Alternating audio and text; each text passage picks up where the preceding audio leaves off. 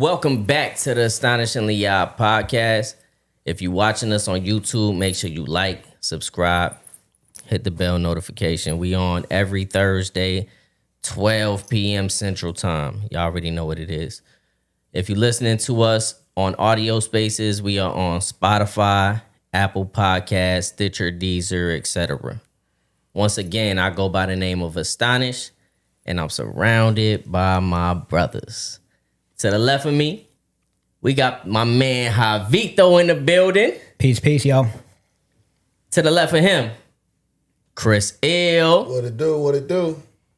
Before we switch to the next person, because we got a very special guest in the house tonight, we gonna go to High Speed.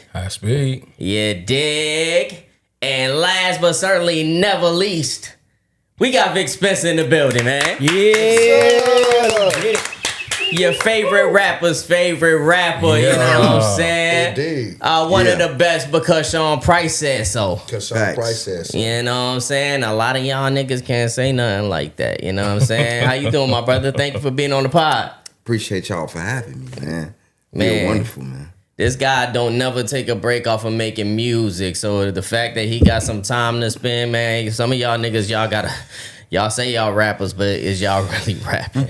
Really rapping, though, right? Is y'all niggas they really rapping? Niggas be false flagging rap, dog. You know what I'm saying? Let's not bring up the what's that? The hobby rapper? Let's not bring up that. Oh, man. We gotta talk. We gonna definitely talk about hobby rapping and all of that too once we get later on. Okay, we'll talk about it. Okay. So y'all know how this segment already go, man. Javy, how was your week, my brother? I ain't really do shit this week, so I'm not gonna brag. I didn't travel nowhere. What? I didn't win no championships. No championships. No MVPs. I seen you return the trophy. It's gone. It's gone. The trophy had to go back to the team. It's a traveling trophy. We're gonna get actually small trophies tomorrow. Y'all laughing, but we're gonna get individual trophies tomorrow. Man, we really do not have to keep talking about this basketball tournament. I feel like we've wasted They so hating much time on this my basketball skills over here. We're supposed to have a basketball tournament amongst us to see who's best, and they don't want to play me. So. We know who the best. Who the fuck said that? I ain't hooping Everybody in a said it. Episode number 15, I believe, at the 3-minute mark. But, Hey. Hold on. We know who the best. Who? We know who the best. Who? Ain't none of y'all better than me. Right, Okay. man. Cut it out, slime. Anyways, but I did have a story from listen. I'm gonna say, hold on. Why you say that? Because look, Speed probably got more stamina than me right now. You know what I'm saying? Yeah. So look, you ain't beating me, dog. I beat you You've been all day, ducking and dodging. You've been ducking and dodging. And Vic, you said you ain't hooping in a minute, but you still trusting in your ball game. Oh yeah, I still feel like I could get off the pick on the corner right there, real splashy, real quick, Real technical. I outrun somebody on the court right now. I feel like you know what I'm saying? I missed my first 5-7 shots though. You gotta get warmed up. You know what I'm saying? All right, Javy, go ahead, man. What's going on? What you gotta say? Man, I wanted to tell y'all a story from when I came back from Arkansas, though, from like 2 weeks ago, because he just talked about 2 weeks ago, too. So I got a story from 2 weeks ago. Okay, go ahead, man. All right, so look, I was about to land at O'Hare, right? And I'm watching Jurassic Park. Ain't shit else to watch on the airplane. They got the little free movies and shit. So I'm watching Jurassic Park. It's starting to get good. They're about to run from this ugly dinosaur and shit. I look out the window and we about to land. I'm like, all right, cool. So I'm watching my movie and shit. And then I look back outside. I mean, last time I looked, we were like maybe 5 feet from the ground. I feel the airplane hit the ground. I'm like, all right, cool. I'm really into my movie and shit. Like 5 minutes later, I look back out the window. I'm back in the air. Damn.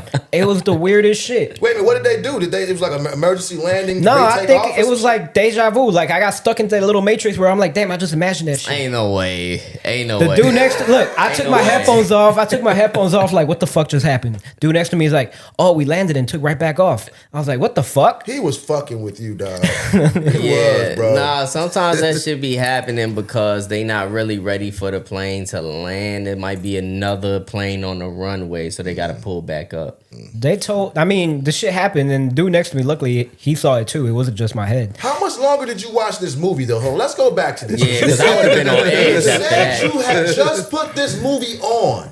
No, the movie was like at the end where it was getting good. It was Jurassic Park. When did this movie come out? It was the new one that just came out. Niggas ain't saying that. Yeah, You should have won. Like, how much Not longer seen after the second bump did you land? The second bump, Yeah. After the first bump, I mean, how long was it till you landed? My bad. it was. Well, we had to circle the whole shit back again. So you got to watch the whole Jurassic Park. I got to see the whole movie and shit. That nigga got to rewind it is- to the part where he asked the nigga, "Hey, what the fuck Oh, happened?" what did I miss? I didn't really care at that point because I was like kind of into the movie and shit. Where I just put the headphones on. I'm like, all right, we didn't land. Fuck it. And I'm watching the movie. He's all like looking out the window, panicking and shit. Like, damn, what happened? What? He's like, well, what happened? I'm like, man, I don't care. I'm watching this damn movie. So you didn't even catch it then. I mean, second time around when we were getting closer, I was like, all right, let me watch this time to make sure we Yeah, land. Because last time I missed it. So I'm like looking to make sure we land. Yeah. And we landed. And then afterwards, the pilot was like, oh, it's because we were like a little bit outside of the landing zone. And by law, we have to like redo it and shit. Oh wow. So Oh damn! It was his first day on the job. yeah, that's the first time Was that's ever happened. Denzel to me. Washington your pilot? I started It feeling was like either him or what? Was it Tom Hanks in that motherfucker? I was drinking. Sully? Sully. November 7th, I was drinking. Yeah, man. I'm drunk right now. You was flying Spirit? Nah, that was American Airlines. Frontier? It was American Airlines. African Oh, American. American man. is damn near trash now, though. Come They on, fell hey, off. listen, my girl worked for American. I'm We not sorry, gonna do all Julia. that, man. You know what I'm We're saying? not trashing American We not Airlines. gonna do all of that, brother. They ain't Delta, though, you know. It ain't Delta. All right. You can't say nothing about that one. Can't say nothing about that one. Delta is Delta. Listen, I didn't. I didn't. You know what I'm saying? Delta is Delta. Shit. Baby, I had your back. I still love you on that. Come on now, that's my sister. Yes, sir. Chris L, man, how was your week, brother? Man, my week was probably the same as last week.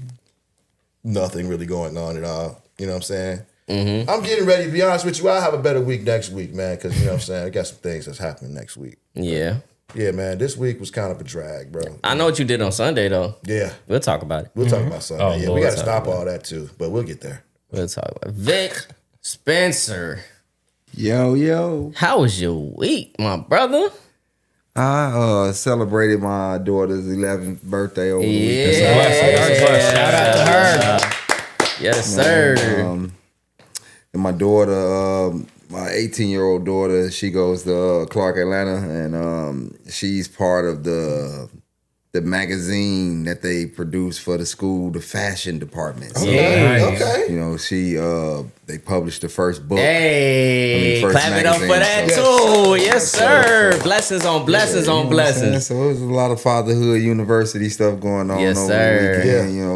You know, I do the regular work with at-risk youth Yeah. throughout the week. So, Yeah. you know, I'm all around the youth, all around. Yeah. So, yeah, you know, just And you've been doing that since forever, since as long as I could remember, man. Like, how long you been deep in that game?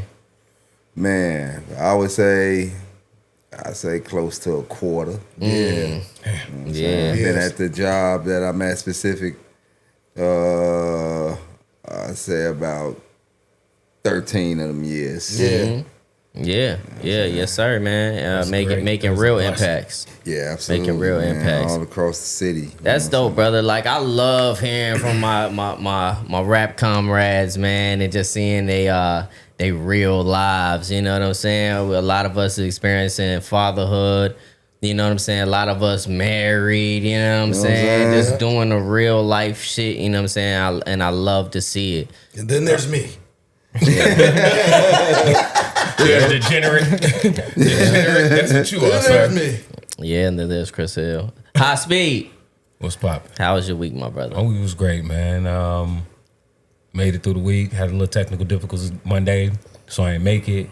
Tuesday, I had another therapy session. I'm really appreciating what I'm learning from that man and what Yes, sir. what I'm learning for myself. Yes, you know what I'm sir. saying? How to handle certain situations in the right now, rather than think about it later or worry about the future. No, handle what you got going on right now, here, today. Not no what ifs, nothing. So I'm getting a lot from that man, and I'm glad I did it, because he told me, like, people wait till they're like 50, 55 to come in there and start talking to them, and I'm 41.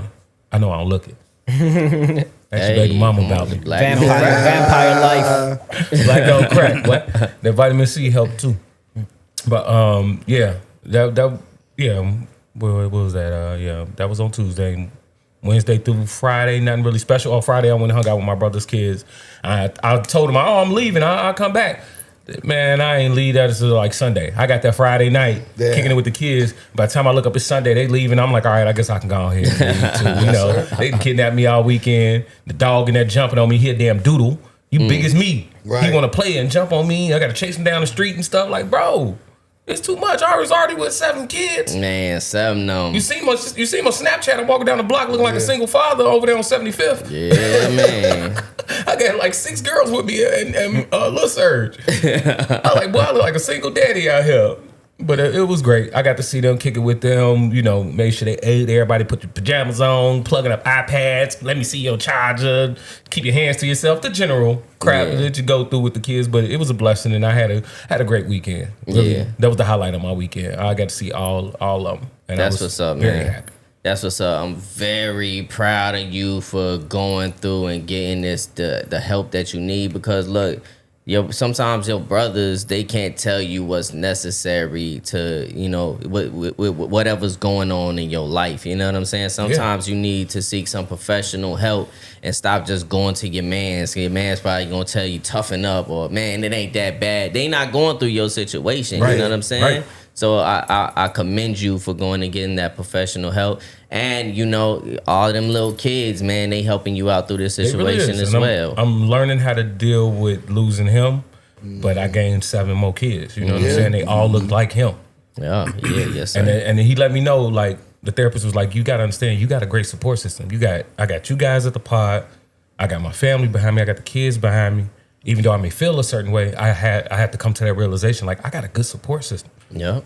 Like who you know go to their damn sister house almost every weekend for dinner, and the whole family there, and then the whole family sit around on those big. My sister got a big stupid couch, and we all sit there, the kids and everybody, and we go do like we do. How was your week? Yeah. How are y'all grades? Everybody tell us their accolades, what they got going on, and then when my niece is there, you know, she in college down in Champaign. Some of her friends come up and they do the same thing because they like that we do that. We all sit there and talk and see what the kids got going on.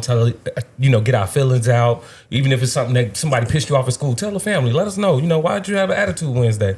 And then we all in the group chat together too. I got to realize, like, that's a great support system. My mamas is in there. You know, all our mamas is in there. You know what I'm saying? All the sisters is in there. Some of the kids is in there, mainly the teenagers. You know what I'm saying? But look what we do. We talk to each other every day. And then we sit up there on Sunday and have a whole little round circle and then break bread together. Yeah. You know what, though, Speed, you right, that has left, and I blame the 42-year-old grandmothers.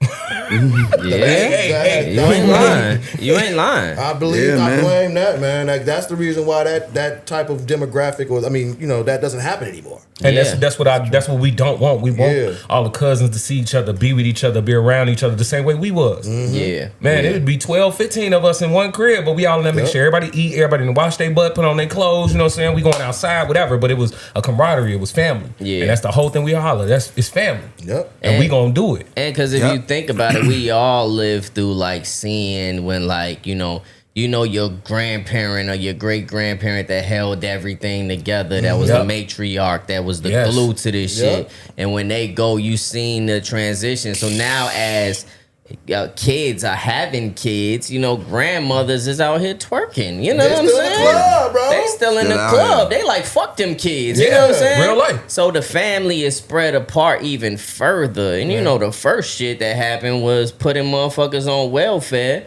You know what I'm saying? Getting the black man out the crib. You know what I'm saying? Tell him, bro. That was the first thing to try to break the family apart. He ain't lying. You know what I'm saying? So this is just digging a hole even deeper. And that's why I even look at it right now, just even with me and my family, sometimes you so busy, you so locked into what you doing. That now it space everything apart. Oh shit, I'll get to it next time. You know what I'm saying? You pushing it even further. Don't try that with mine. They gonna ask where the fuck you at. And it's gonna be my mama, then my sister mama, then my sister. Where the fuck you at? Why you ain't here yet? You gonna get a few text messages. Yeah. So there ain't nobody in the family playing that. If we all there, we all there. Yeah. You better be locked up on in or at work or something. You know what I'm saying? You better have a real reason not to be there. Now if you just outside, ain't nobody going. One of the mamas gonna call you, FaceTime you, and curse you clean out. Curse you clean out. As they should. When you get over here, she gonna be standing by the door with the belt. They don't care how old you is. My mama ain't. Yeah, both of mamas will be standing there with the belt. Yeah, looking at you. Probably tell you take your belt off. Shit, Let me see that Gucci. And beat your ass. I'm already knowing, man. I'm already. You already know how my mamas is, man. See, Speed's crib was a crib that we could go to do all the shit that we was doing. Cause Speed Mama was like, if y'all gonna do that shit, y'all ain't gonna be doing it outside. You gonna do it right here where I can watch you. Yeah. You know what I'm saying? So you don't get fucked up or in a bad predicament or something like Like, that. y'all gonna do some dumb shit? You gonna do some dumb shit, she gonna hit you. Call your mama and tell her that she hit you. So then when you get home, your mama gonna hit you. Yup. And I appreciated that shit so much because we could have been so wild and reckless just anywhere else. So. You know what I'm saying? As far as my week is concerned, man, y'all already know how it go. I'm still in this motherfucking classroom, man. Hey, I feel you got like, it, bro. Come on, you got it, man. Man, dog, I feel like a kid all over again. I got homework and shit. Yeah, but you only got what? How much more longer? I got till January 7th, dog. No, I'm talking about till you to the next part. January 7th is the last day. It's the last day, okay. Yeah, then I transition over to the next phase. The next phase, right. As long as I make it. But man, I've been locked in doing what the fuck I gotta do. I gotta, like I said, I gotta maintain a 90% grade average. So it's been tough. It's been tough. It's been like a hard thing to navigate through. But a motherfucker doing it. You know what I'm saying? A motherfucker doing it. Regardless of the challenges, I'm locked in, like, okay, this is what I want, especially for my family. You know what I'm saying? Yeah. Everything is, at the end of the day, is for your family, dog. You know what I'm saying? But you gonna make it through it. Like, don't even doubt it. Speak it to fruition and put it out there in the world. You got it, bro. You made it this far. Yeah, man. I'm not allowing any negative energy to come into my vicinity at all, bro. I'm on a mission. I'm gonna take care of business. And then it's gonna free up a lot more time than I've had lately. You know what I'm saying? So I could really get into doing what I gotta do for what we doing right here, right now. You know what I'm saying? Growth and expansion. You know what I'm saying? You work this hard, get this far, man. So, yeah, man. But like, man, we've had continuous blessings on this podcast. You know what I'm saying? And in our early start, you know what I'm saying? We ain't even touched anywhere close to where we trying to head, you know what I'm saying? And the fact that we got like that respect amongst our peers to come and sit on this couch with us, it's an honor. It is. It's a privilege. We are forever humbled by this, you know what I'm saying? Appreciate y'all for having me, for real. I ran up on this man at Fillmore, man. I had to make it happen when I seen him. I have been trying to get in contact. I forgot I had your number, but I've been trying to get in contact with you through different people. And they just been falling through on me, man. So when I saw you there, I was like, man, let me go holler at Vic real quick. So I get him up here, man. Get him on this couch real quick, dog. Shit, you know what I'm saying? Talking shit real quick, you know? Yeah, and now we here. Yeah, now we here. Because when we started this podcast, we had already like a list of people that we wanted, you know what I'm saying, that we had in mind.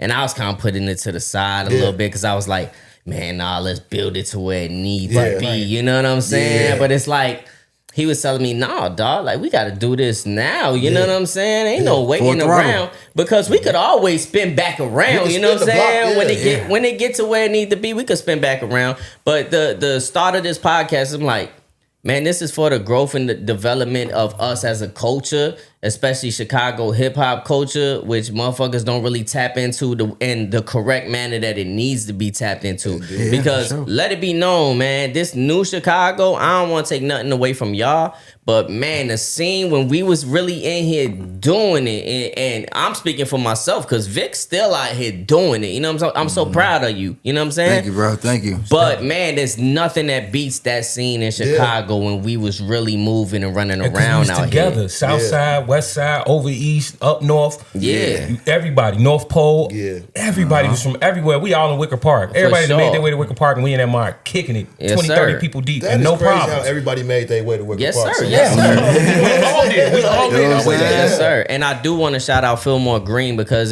he's brought essence that's kind of feels like the closeness of what it used to be with throwing that event that he threw. You know what I'm saying? Yeah. Now, unfortunately, I couldn't make it out, but that was one of the ones when I seen it happen, I'm like, damn, I missed it. Yeah, I feel like every artist from Chicago should be at those type of events. For sure. You know what I'm saying? Like Fillmore and Friends, like that's, I hope that has the longest run ever. Like I hope he does it yearly and it goes three times a year. I just know that it's a place where the real Chicago, what Chicago people that's out here, that's consistent, that's out here, that's moving like unification. That's the definition of it. That night is the motherfuckers that you need to know. You know what I'm saying? Because look, back in the day, like in our era, right? It was like the blogs put you on. Yeah. You know what I'm saying? The blogs really put you on to, okay, these the niggas you need to know in the city. You know what I'm saying? Now, like, then it was certain shows too, right? It was certain shows that you go to. It's only gonna be a certain select few of niggas on these shows. You know what I'm saying? Now, Chicago has kind of gone away from that a little bit to where shit just scattered a bit. But one of those, nigga, that's like throwing a scribble jam or some shit. You know what I'm saying? Yes. That's like, okay, these is niggas you really need to know that's gonna be at this show. Ain't no fugazi, ain't no nigga that just paid his way to be in this motherfucker. Nah, these is the real guys. Like, if you really like want to be in tune with Chicago hip hop, or think that you are in tune with Chicago hip hop, or have been in tune with Chicago hip hop, you definitely should have been at that joint. Like, it gave old school vibes. I mean, hell, like YP rapping again up there. I was like, damn. So that was shit was cold. Like, yeah, Mikey Rocks up there. Mikey Rocks up there, bro. That shit was cold. Man, you know what I'm saying? Like, Large Professor and Apollo Brown judges for the beat battle. Yeah. Like, he had a beat battle in the middle of the set. The event. That's so hip hop. I love that. Yeah, and it was crazy. It was like that beat set battle was just like, that the whole beat battle was just felt like a whole, like somebody was rapping up there. Yeah. You know what I'm saying? Like everybody was glued to that stage. Heads nodding. Nigga, dog, because like maybe I'm just unaware, but when was the last fucking beat battle? I feel It's like a lot going on in the city. It? I feel like it's a lot. Even Murs came here and did like a 3-day thing. Like, he had like space where MCs and producers can network. Then one day he had a rap. Everybody come up there and play one of their rap songs, and then the next day all producers did the same thing. So he came here and did it. Like I think he's like in Milan or something, Italy or something right now. Wow, doing it over there. Like, so it's the end. Before Lasers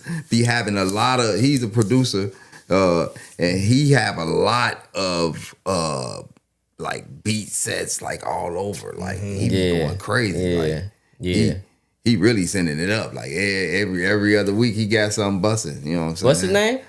Before Lasers. Before Lasers. Yeah. I'm at to tap into that, man. I ain't aware. Capital B, the number 4, and Lasers. Yep. Okay. Shout out to my nigga Phantom. That was up there too. Yeah, Phantom had him up there rocking, boy. I was so happy. All of the guys, it was like, why y'all making me choose? Like, I feel like I had songs with like 95% of the producers that was in that beat battle. So it was like, dang, why y'all making me choose? They all raw as hell. I bet, nigga, because I mean, you got more raps than some niggas got beats. Yeah, facts. And that normally That normally still don't got happen. a lot of beats too. But other than that, man, I've been just taking care of sick kids, man. Everybody's sick in my crib. You know, I'm the fortunate one that's just not catching it. You know what I'm saying? Until they're all good, and then you'll catch it. You know, that's how it always happens. Get you some elderberry. That's all I'm gonna tell you. Get you some elderberry. It'll save your life, man. Oh yeah, I definitely got it. But I got the gummies. The elderberry and zinc. Yeah, you'll be good. Keep up with them. Yeah, yes, sir. But that's it for my week, man. Okay. I ain't do shit. Been chilling. You know what my Sundays was, watching the Bears. We'll get into that. You a Bears fan? I mean, you dabble. You dabble. You dabble. And then I hit the spit them. Chicago, as long as it's the crib. Yeah, you know what always saying? gonna rep the crib. As long as they got Chicago in the front, you know what I'm saying? Yeah, it's good that they number 1 right now because hold on, brother. Hold on. Let's not get too close into the segment, man. You know what I'm saying? We'll save it for the segment. Cause nigga, then I'll start talking and shit. It will be a whole nother you dig. We don't want to do that. Y'all already know we're gonna take a quick commercial break. We'll see y'all in a minute. Give me a bump, dog. Yo, it's your boy Not Sent, and you rocking with the Astonishingly ODD Podcast. Check it out. So like 12th grade, we were smoking weed. Yeah. I have a nice time smoking weed. I think of rhymes when I'm smoking weed. I be blushing, baby. I just love to smile when I'm smoking weed. It hasn't been a while since I smoked some weed. Before I went on a rap interview, I was smoking weed. I had the juice when I was smoking weed. Never tight, my blunts don't be loose when I'm smoking weed. I hung like a noose when I was smoking weed. That sounded like a past tense bar. I'm still smoking weed. I roll kill when I'm smoking weed. Laid out like the roll kill when I'm smoking weed. No pills, I like smoking weed. Welcome back to the Astonishingly ODD Podcast. Now, man, listen, if y'all never heard of Vic Spencer, then y'all really need to do your homework. I don't know what rock you been living under. For real. Get in tune. This nigga since what, 2012 or some shit? It's just a rock. He said he explained it the best to Javy, because I was like, man, Javy was like, yeah, I just got done going through your music. He was like, man, you went down that rabbit hole. I was like, yep. That's the Real live rabbit hole. You know what I'm That's the saying? exact way. That's the best way to explain your music, though. Like how much good quality music you can find from one person. You know what I'm saying? If you just go down the rabbit hole. Yeah, because it's no lacking. You know what I'm saying? It don't matter if you just found out about this nigga right now and you go back to his earlier days, you still gonna get quality music. Like the music don't lack. You know what I'm saying? It's growth and elevation there for sure. But you just see it was always talent there. You know what I'm saying? Absolutely. And another thing about this nigga, yo, he could rap. You could rap on any motherfucking thing, my nigga. That's facts. This big nigga, facts. the most unorthodox of beats, nigga. This nigga find a way. It remind me of, did you ever see that shit?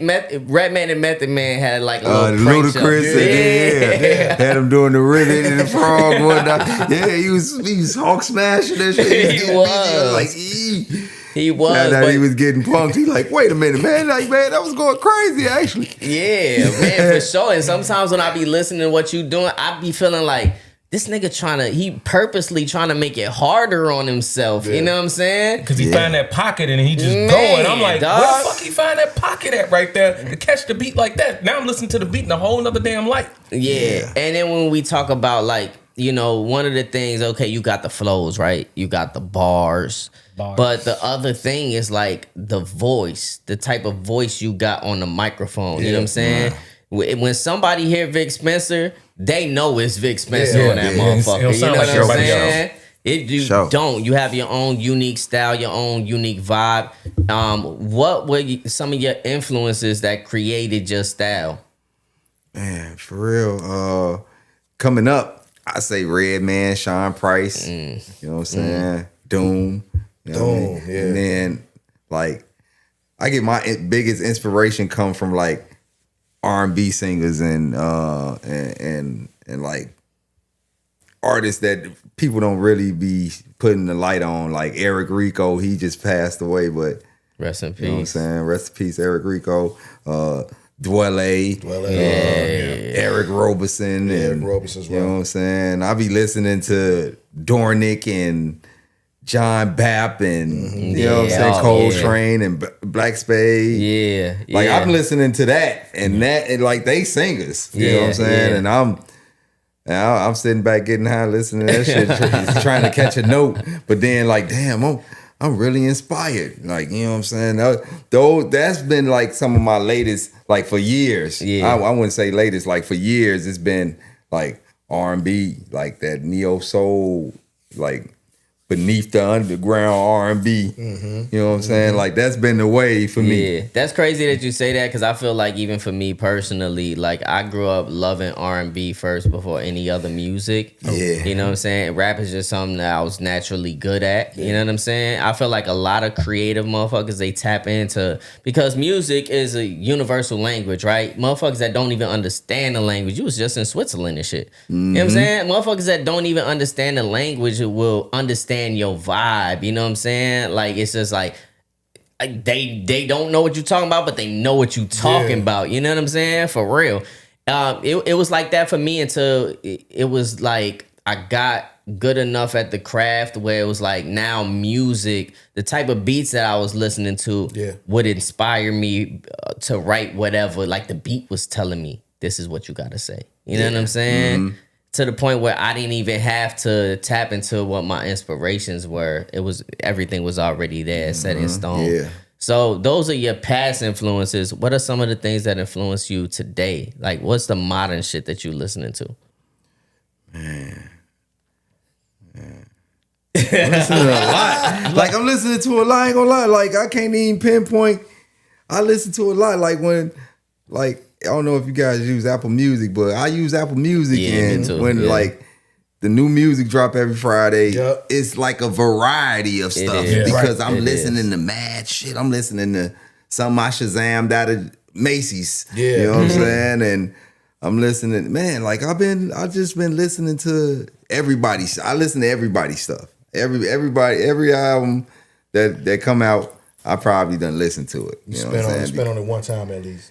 Yeah, you know what I'm saying? And I snag songs that I feel like is downloadable, you know what I'm saying? So my whole library ain't the whole album of it, you know what I'm saying? So Right. now I can just play my whole iTunes on, just play without it being on shuffle because it's just few songs from different projects and stuff like that. So I'm listening to a lot of stuff like, and I listen to like for real, the latest stuff that I've been listening to though, I took it back to like the G Unit radios and Styles P mixtape run. I feel like he had one of the greatest mixtape runs. A lot of people would give it to Lil Wayne, but I give it to Styles P. Really? Easily.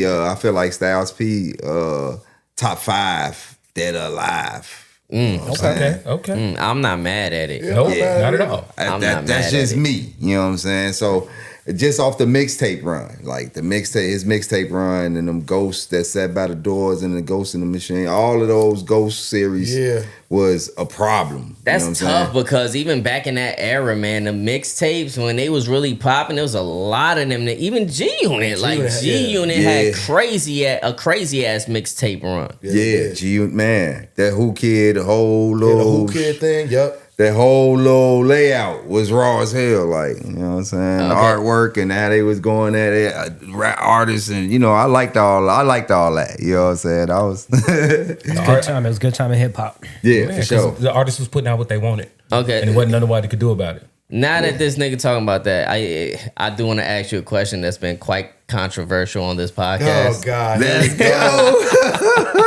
What did I just walk into? Listen, okay. Fabulous. Oh God, here we go. Man. Come on. Is Fabulous A-list or B-list for you? B-list. B-list? Thank you. Okay. Thank you. Chris Hill got another one. I mean, I'm older, so it's like I got rappers way before him, like talented. You know what I'm saying? Fabulous. That's Ill. true. He's Yeah, got to don't work get his me way wrong, up. and that's what I was saying. I'm not saying that he's not raw, but he's just not in the A list of rap to me. You know what I'm saying? Like, I mean, I don't. ain't when I think nothing of wrong with Fab, that. I don't Ain't nothing think- wrong No, with it's not. It's not because nobody should be like, nigga, you B-list. Like, Yeah, nigga, yeah, what? yeah. Nigga, that's B. That's right. That's right after A. You know what I'm saying? You would See, put like you I would was saying, put like, the criteria to me was like I mean, we can all agree that Jay-Z is an A-list rap For artist. sure. So Nobody's it's like if I put denying that. Fabulous next to Jay-Z, how is he gonna shine? And he does. That's why I don't rank like people like Pac, Biggie, Hove, You know? and because it's like why we all gonna have the same answer. We ain't gonna really be able to build on it. That's Yep. why I Yeah. got Styles P in my top Yeah. 5 Yeah. because it eliminates all of that clashing the same artists. We Yeah. talk about the same artists over and over. Do you But rank niggas in the city? I ain't never did I that. ain't never just did it. I never did it. Ain't no kings in Chicago. That's what I say, man. Ain't no kings in Chicago, You man. can't be You know a what I'm Chicago saying? rapper and then be like, yeah, man, this other nigga's number one though.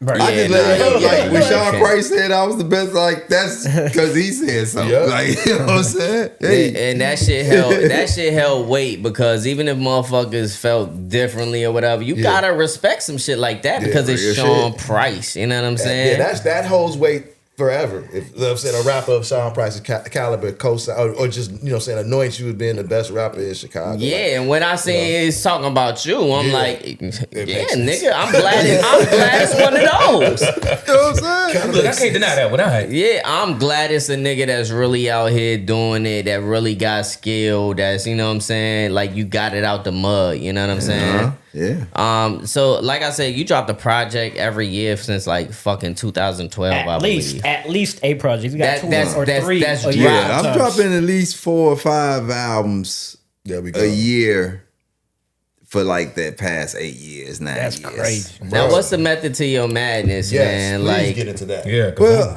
I feel like I've been recording every Saturday or every Sunday for the past 10 years. Okay. And I'm cutting maybe the most 4 to 5 records. yeah, And that accumulates. And Yes, then it does. after a while, it starts to overload what you're actually doing. Like you're actually putting out music, but you still don't accumulate it. And the way I'm organized, I do 5 different records for Right. different albums. Like Yeah. I've become efficient in stashing, having beats for albums. You know what I'm saying? Before I have lyrics. So what that does for me is I'm knowing what I'm about to use and rap over in the studio. So Yeah. I can take a song from each of those folders and record them. And then now every week for 5, now I got 5 songs for each of these albums. Right. You know what I'm saying? Yeah. So you look at it like that, it's like, damn, time flying, but at the same time, it's accurate and it's efficient. You know what I'm saying? You know, yeah, I like working with accuracy and quality at the same time. So if I took a lot of time picking beats, that I feel like that's the real foundation. That's the foundation to the madness, for real. Being able to listen to beats for mad hours and actually add that into the man hours, and man, you know, that's the key. Like knowing what you about to rap over. Like I feel like that rappers don't know how to pick beats. I was about to say, bro, it's an art form to picking beats. Look at all these years motherfuckers and got on Nas, you know what I'm saying? He don't pick the right beats and shit, you know what I'm saying? Because look, I done passed on many a cold beat, you know what I'm saying? Like this motherfucker's fire. I could listen to it all day, but I just know it's not for really you. not for me. You know what I'm Right. saying? Yeah. My vocal tone or whatever, it's just not gonna match. It's not gonna add up. And some niggas will rap on, I just said he could rap on anything, but it's because he's strategic on the beats that he is rapping on. You know what I'm saying? You breaking that shit down to a science. Yeah, and I like how you said, like, it makes sense because to me, his albums have a feel. Like, you know They what I'm do. saying? They not do. like just songs from, you know what I'm saying, everywhere. Like, the album sounds cohesive. You know what I'm saying? They sound together. They sound like they're put together. So when you say the way that you create, you know what I'm saying, and how you do your songs and, you know, foldering them up, that makes sense, man, and how the album just comes out and it just all flows together. It's not like you picking one song from here, one song from there, one song from here, trying to put something together.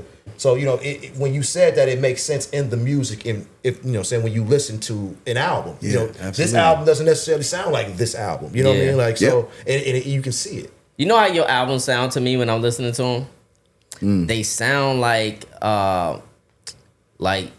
Jay Dilla fucking Donuts, or you know what I'm saying, or The Shining. Like it sound like that, bro. Like just how it's constructed. I listen to it the exact same way. And that's fire because it's one of that. He's definitely one of my favorite producers of all time. He should be on everybody probably top 5, top 10. Yeah. At least. For sure. I feel like one of my strong points is not only picking beats, but being able to sequence an album. You know what I'm saying?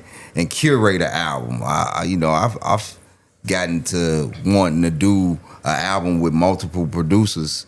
2 or 3 albums. I need at least 2 or 3 albums. I need to be working on that. I'm always working on collaborative albums with one producer all the time. Yeah. But those, I really get to showcase what I can do as an all-round sport by being able to curate an album from top to bottom, sequencing the album, naming the tracks, you know what I'm saying, artwork and coming up with the features and stuff like that, making it like a real box office smash. Like I try to portray, well, I want the world to see what I'm portraying. Like I want people to feel like, how I felt when I wrote it, or the excitement that I might have had when I wrote a line. Like if somebody can rap my raps, then I feel like the job is done. Like that's the you know what I'm saying, the fuel that keeps it going. Like people understand it. People get it. Like knowledge from kids in the hall. He always used to say, "People don't get it, but I get it." I fuck with that. Like that's like, you know, I don't feel like I'm an acquired taste, but for a lot of people, I feel like when you bring something different to the table, that's what they gonna classify it as. You know what I'm saying? Like you know, acquired taste. But I feel like I'm for the everyday people, the simple, fresh people. You know what I'm saying? You can't deny your creativity, man. I listened to The Trees Are Undefeated, and I was like, why did he call it that? At the end of the album, I was like, I know exactly why he called it that. It's like, even though your subject matter is like real creative with it, and you be pulling, like, I could tell your influences, subjects from like all over the place. It's not just your typical boom, boom, this is going to be about this. You're all over the place with it, but consistently at the end of the album, I'm like, okay, it was that little underlying subject matter throughout the whole thing. Yeah. And I appreciate that. Appreciate it, yeah. I feel like a lot of times we don't have like music that we can smoke to as smokers. Like it's a lot of bullshit out here that ain't like it's been a lot of torches been passed in that realm, like Devin the Dude and Currency and Wiz and all that. But I be feeling like, man, they ass ain't making that shit to make me want to roll up right now. To be feeling like they got enough money now. Like they not done, but they just not as active because their money is up now. You know, and, you know, I feel like why not? You know what I'm saying? I feel like Trees is undefeated because, you know, nobody has never died from that shit. Like, you know what I'm saying? It's only helped. When you think about nature and shit, trees be fucking up cars and houses.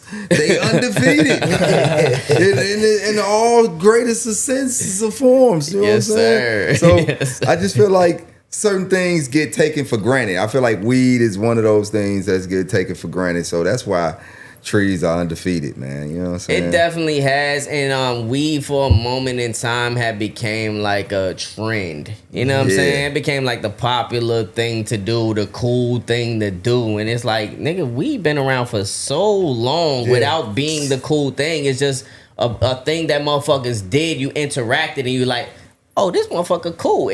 Even if a motherfucker, oh, you smoke? I bet. You know what I'm saying? Like it used to be a thing. Like Vic said in a couple of he mentioned it a couple of times where it's like it used to be illegal, but the shit is legal now. Yeah. So it's like less of a thrill because you could just go to the store and get it now. And you mentioned in one of them that you got arrested for it. Is that true? Yeah, like right in front of my mom. Like, that's fucked up, man. Yeah, my first case was for weed. Like, cause you know what I'm saying? Like I was my mom used to stay on 69th and Clyde.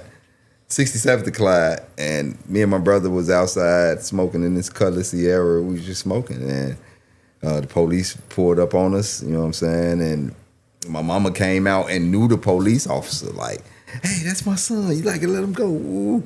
No, one of them got to go. And since my brother had a record, they took me and I got my first mug shot.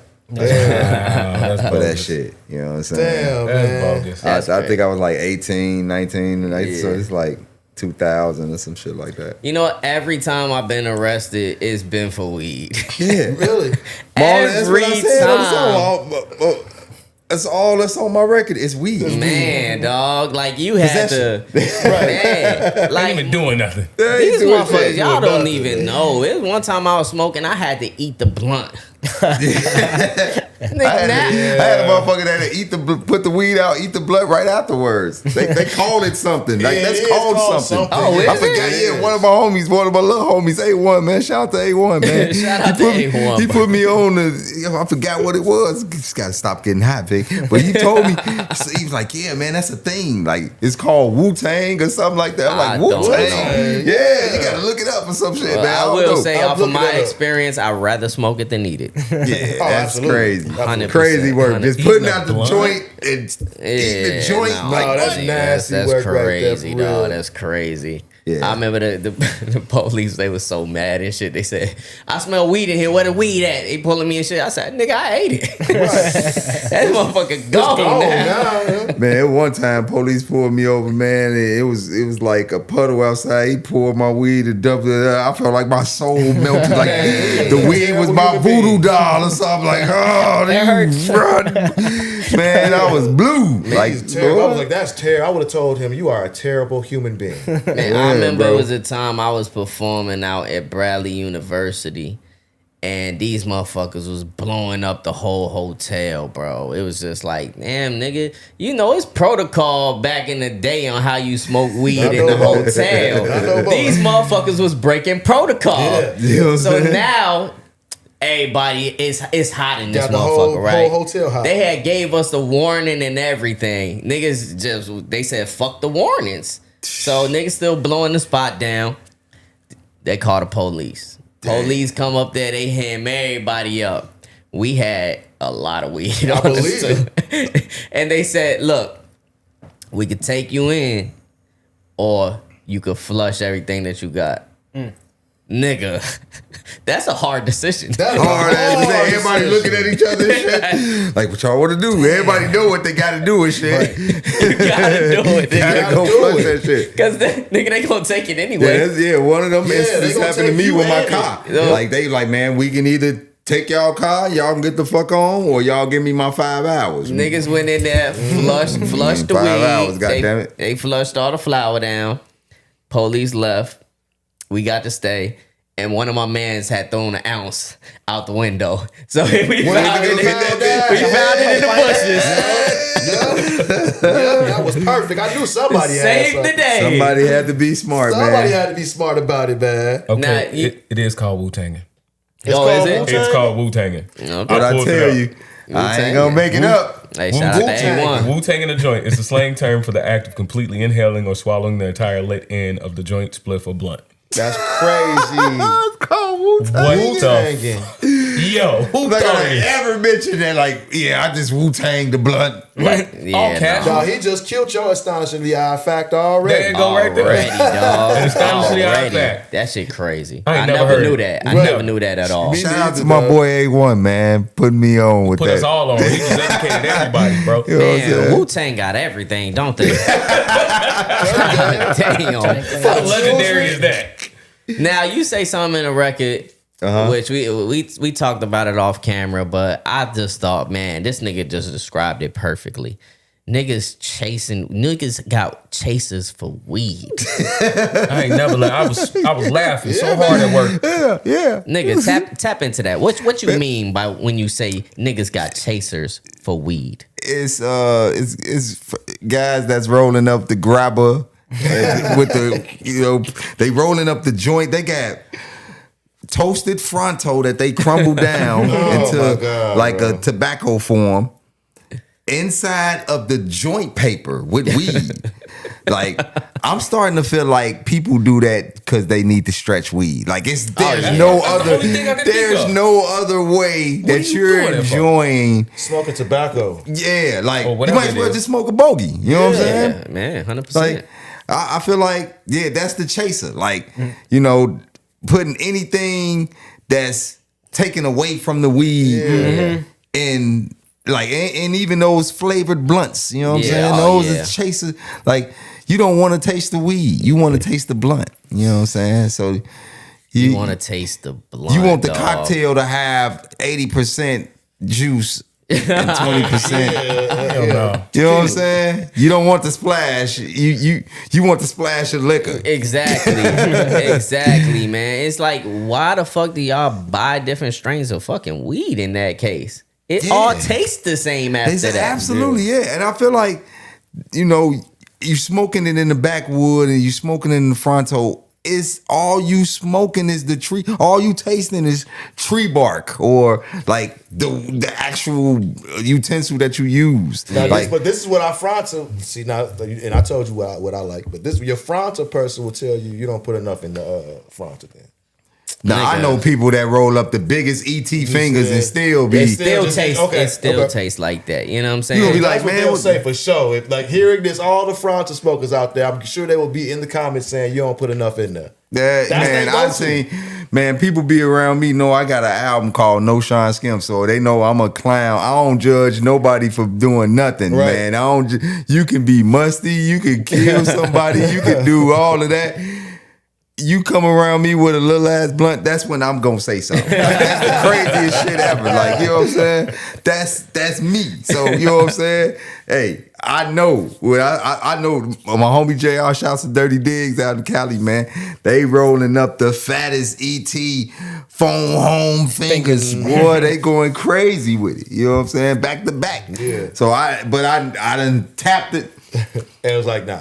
No. Well, maybe it's not for me. You know what I'm saying? I believe that. Because it's a lot of people that's woods to the end. They you know what I'm saying? argue you down. I know a Yeah. lot. I know a lot. Why of they them rinsing that niggas. motherfucker off? Argue you down. Argue you down. I know a lot of them niggas, and I know a lot of them niggas that smoke backwoods, and then they hate. Then they switched over from backwoods to the grabber, and now they hate on the backwoods niggas. And I'm like, nigga, all that shit the same.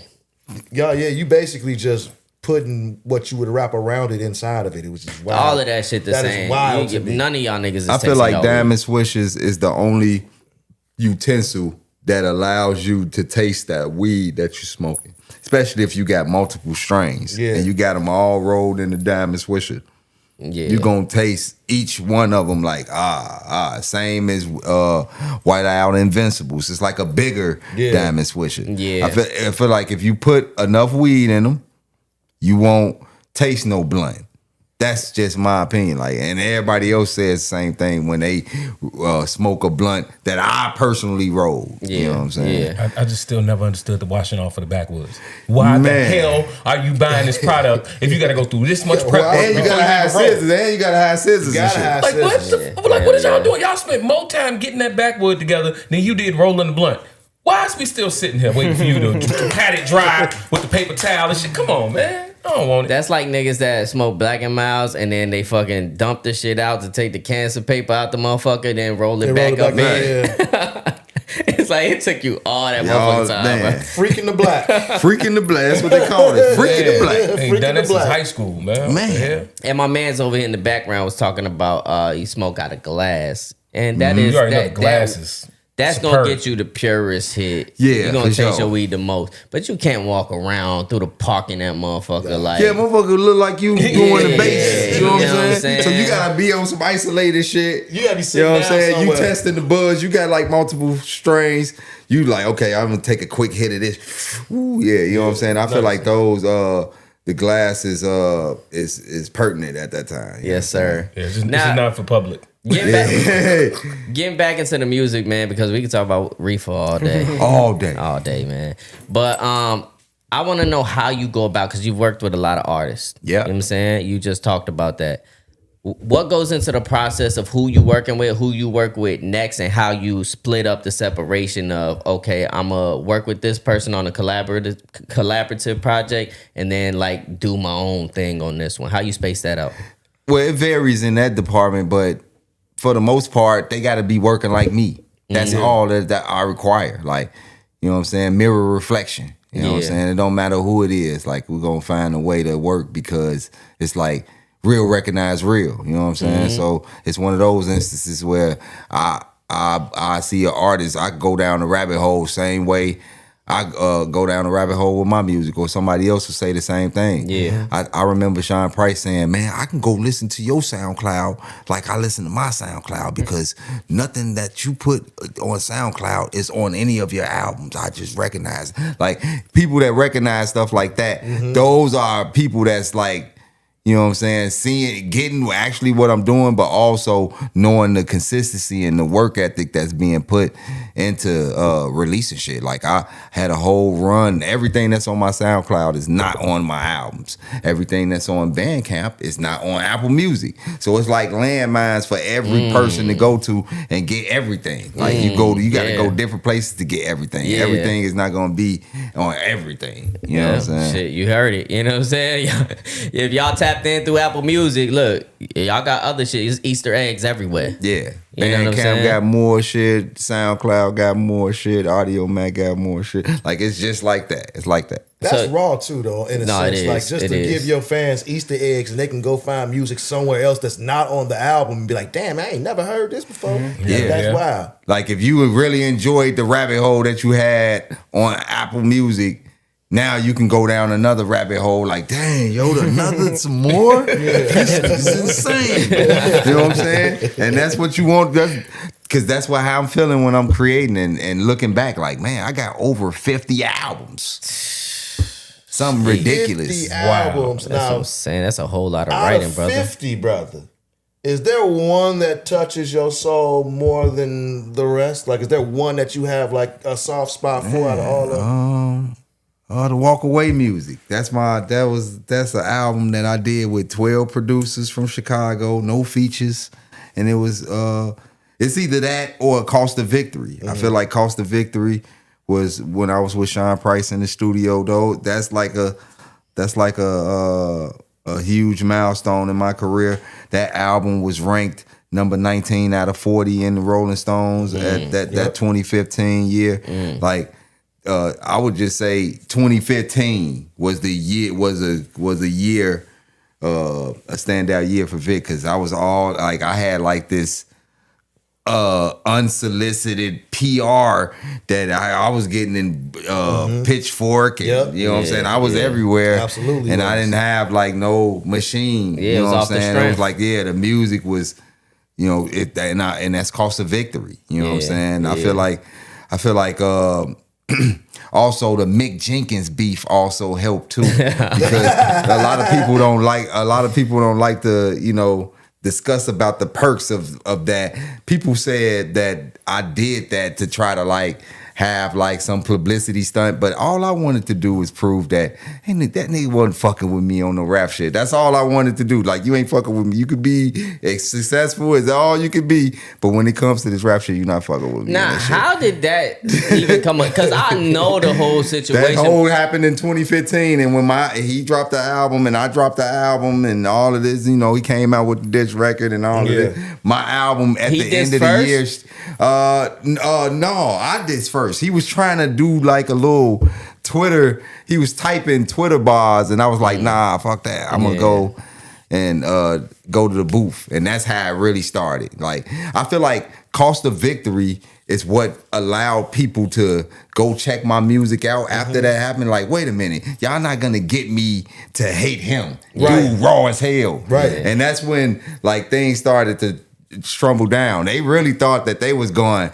body me, take me out. But I feel like having a catalog, having the consistency, having stuff to make you feel like, you not touching me in this rap shit, and actually can back it up and still be out here. It just says a lot about all of that shit. You know what I'm saying? So I feel like 2015 is one of those to answer your question, like the Cost of Victory. I feel even that might have to trump the Walk Away music. Yeah. Cost of Victory is everything. Like, that's in the middle of that's Vic Spencer at his finest right there. Like, I'm talking big shit, and I got Sean Price record, and you know what I'm saying, I'm producing on the album, and I'm, you know what I'm saying, I got Gemstones calling me Vic Monster. Like that's like, you know what I'm saying, like, you don't get that don't come from just no random artist. Like, they just come from an artist that's out here really putting in that legwork, like you said, man. You know And to add on to that, it's just your character, you know what I'm saying? Just as a man,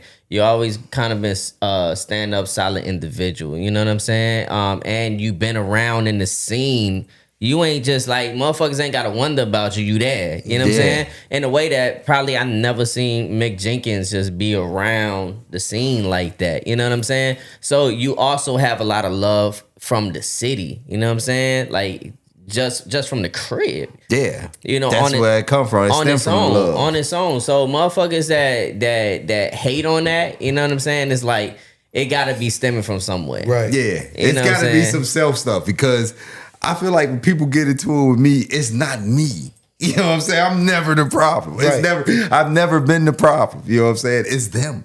Like, I feel like people don't know what love look like or what unification really look like. Because if you did, it wouldn't be Chicago hate everybody. You know what I'm saying? Yeah. We'll tap into another thing, because I do want to talk about another beef that you was part of. That is somebody I got a lot of love for. I got a lot of love for you also, brother. And I will intro this by saying, I want y'all to listen, because I fuck with and I respect both y'all brothers. You know what I'm saying? I've been around the scene with both y'all brothers. Absolutely. I don't know what the fuck the issue is. I never went up to him to ask him, hey, you know what I'm saying? The most I asked him was like, you know, cause he know I fuck with you. You know what I'm saying? And it's like, okay, but how you feel? And he like, it's all good. You know what I mean? I don't feel no type of ways. You know what I'm saying? Yeah. What the fuck is what's really the barrier between what y'all got going on? You know exactly who I mean, and what you I'm can talking say his about. name, you know what I'm saying? Like, buddy. Yeah, y'all, you know what I'm saying? Like, it's not gonna be the same as his interview. You know what I'm saying? Like, Well, buddy, the thing is, even with that interview, we wasn't even anticipating anything going. yeah, no, for in sure. that I'm talking about in direction, regards you to know what his I'm saying? answers, like his answers. You know what I'm saying? We So, talking about Chris Crack, by the way. yeah. You know we what I'm talking about saying? buddy. Yeah. So like when you watched it, you just you ain't like his answers. I ain't gonna say he was very dry. That's not how it went down. That's not how he did a lot of lying too. You know what I'm saying? Like, he didn't give y'all anything really. You know what I'm saying? And Crack is very talented MC. You know what I'm saying? I don't know why nobody mentions him. Like, he's supposed to have been at the Fillmore and Friends too. Like, you know what I'm saying? But I definitely think you're right about that, but yeah. You know, but having that loner mentality is not gonna get you nowhere. Like, having this trolling mentality, like, it's not gonna get you nowhere. Like, you know what I'm saying? Me and him, I had to find out the hard way that, you know, that we don't mesh well. Like, you know what I'm saying? I put the most into this. You know what I'm saying? I heard him up here talking about me take the albums down. Why would you want me to take albums down that was done on my time? Anybody that did anything on their time, you spent the time making the artwork with your homies. All Crack did was come to the studio and record his verses. Why? Because when we would go to cut a crib, Crack is the type of person that he'll have all of us in the room and he'll have us writing verses and we'll record our verses, but he won't record his verses till the next day. Anybody come to the studio with me, we all leaving with a reference. You feel me? That's how it go. We all working together. We don't do that left hand work.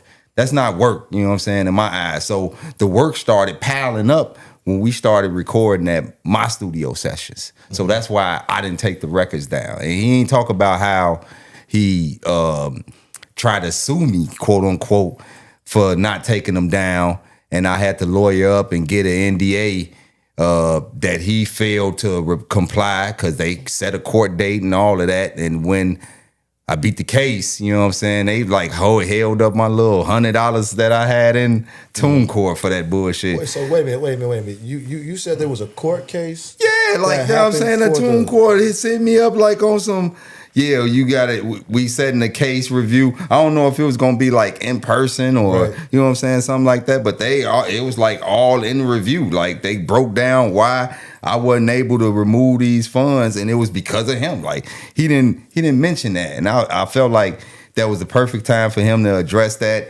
And then he was talking about like why he wouldn't say my name. Like, do it look like I need any type of, you know what I'm saying? Like, what type of value are you bringing me by not saying my name? Like, or saying my name? Like, do I really need that from you? Like, I don't think so. I think my name is very pertinent out here. You know what I'm saying? And For sure, 100% is. I think that when we had a conversation prior to or whatever, I don't think it was anything about that. Actually, after the fact, I don't think it was anything about that. He just didn't want to revive the situation. I feel like, because even in the interview, a lot of things that happened since then, since that interview too, it done got worse. You know what I'm saying? Yeah, absolutely. Like, you know, he been disrespectful on the internet. Like, I'm not. I told myself I'm not going to, that's why I'm keeping the calm voice and, you know, real cool and collective with it. I wasn't going to go all out on about this. I just said that he was a very talented person, and also he was a person that I was very naive with. Like he do like a lot of things. I noticed a lot of things about just that podcast, like just that whole thing. Like y'all sat around and the first 20 minutes, y'all was talking about life, y'all was talking about kids and stuff like that. Yeah.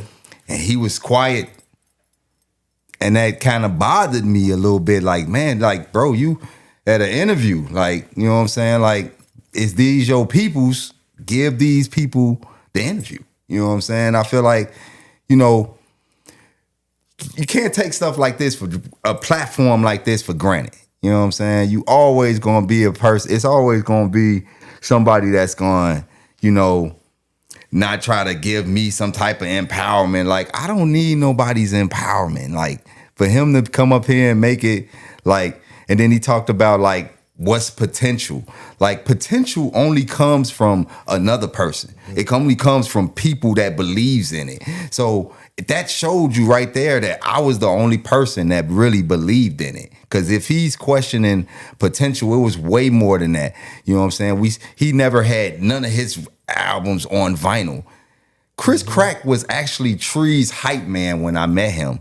So he didn't have no real pertinent music out. So, you know what I'm saying? It's like, for him to come be like this potential thing is crazy to me, because the album did well. Our very first album was on Pitchfork, and yeah, no, definitely. You know what I'm saying? And it people sold wanted out more on from vinyl that. in 30 minutes, 300 copies in 30 minutes. Yeah. And this is a vinyl company that's out of the country. You never had no vinyl, or you never had no albums on vinyl until you got with me.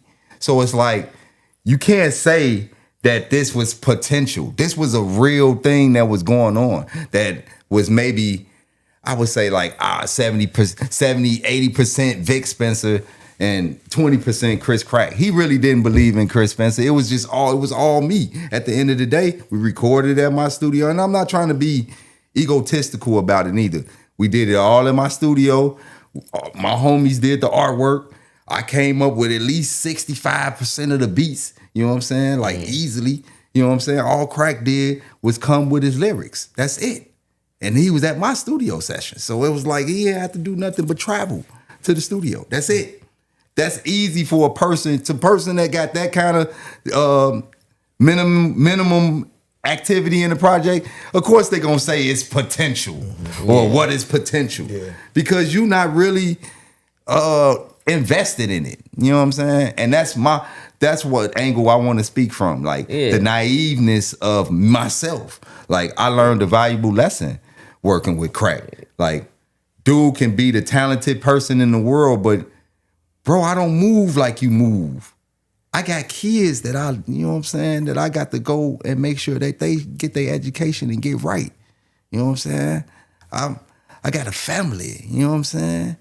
And he be on the internet, don't be a Vic, and you in the garage and this and that. Like, I ain't talked to you in 7 years. How you know I'm in the garage? You know what I'm saying? So it's like, I'm being watched, you know what I'm saying? And I understand it, you know what I'm saying? It's not, and I feel good about it, because, you know, like I said, man, shout out to him, you know what I'm saying? But dude just not a real, he's not solid. He's not like everybody. He walks around like a loner because that's you know what I'm saying? That's his MO. But at the end of the day, for real, I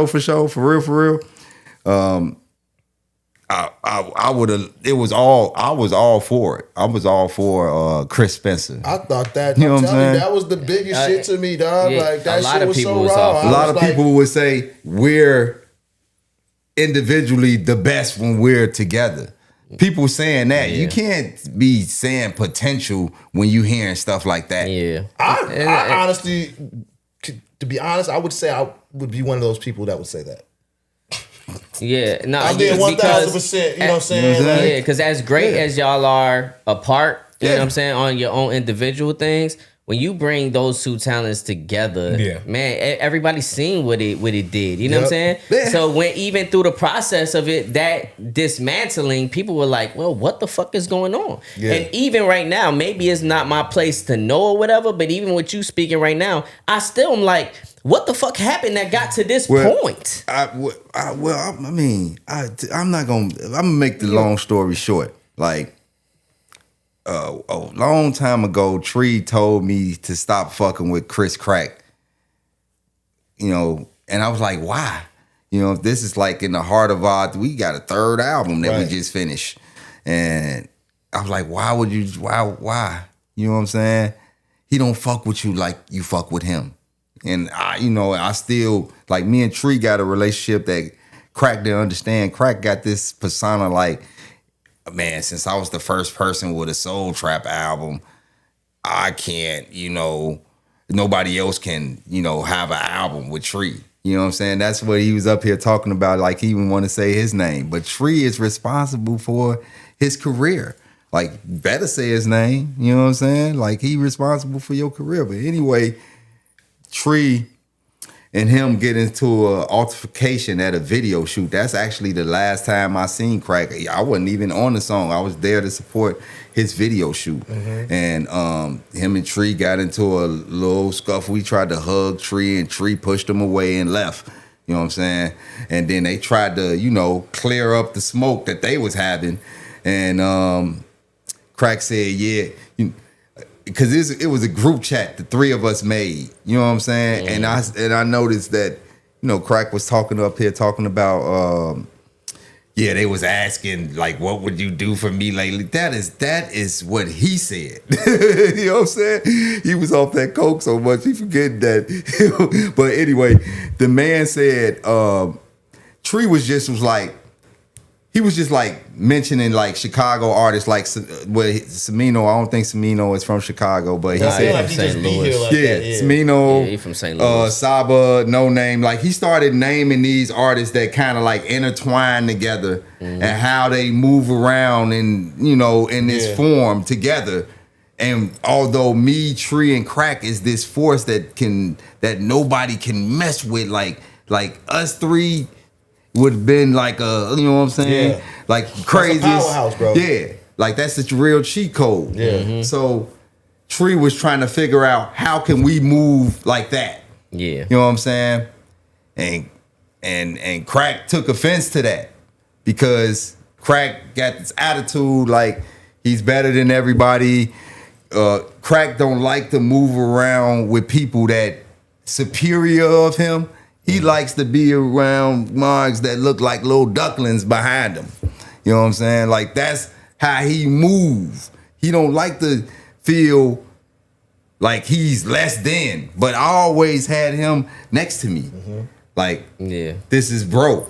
But that wasn't my brother. And I had to learn that the hard way through Tree. Tree sent me a screenshot of him saying, yeah, you had me arguing in front of a bitch ass nigga, and I was the only other nigga in chat. You know what I'm saying? So that's how it started. Yeah, that's how it really started, bro. Tree showed me that, and that's why he mad at Tree.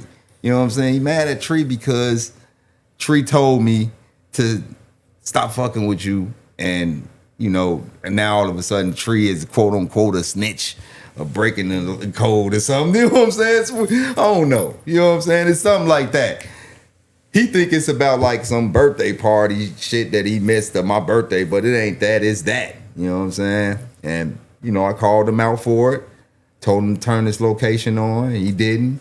And, it's been up in smoke ever since. That was years ago. That's 7 years ago. That's what I'm saying. Like, I get his differences. You said 7 years ago, bro. And he ain't speak on none of that. That's what I'm saying. Like, I'm not here dogging him or like making him feel like that's what he want. He want me to come here and be like, yeah, you know what I'm saying? Chris Crack is a bitch ass nigga. You know what I'm saying? Nah. Chris Crack is a talented ass nigga.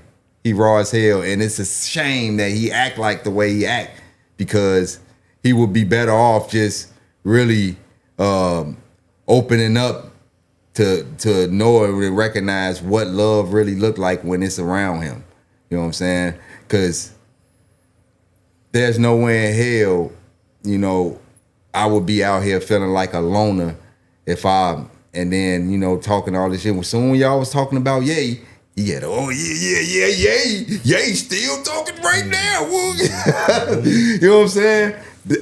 And that's the difference. That's the difference. You know what I'm saying?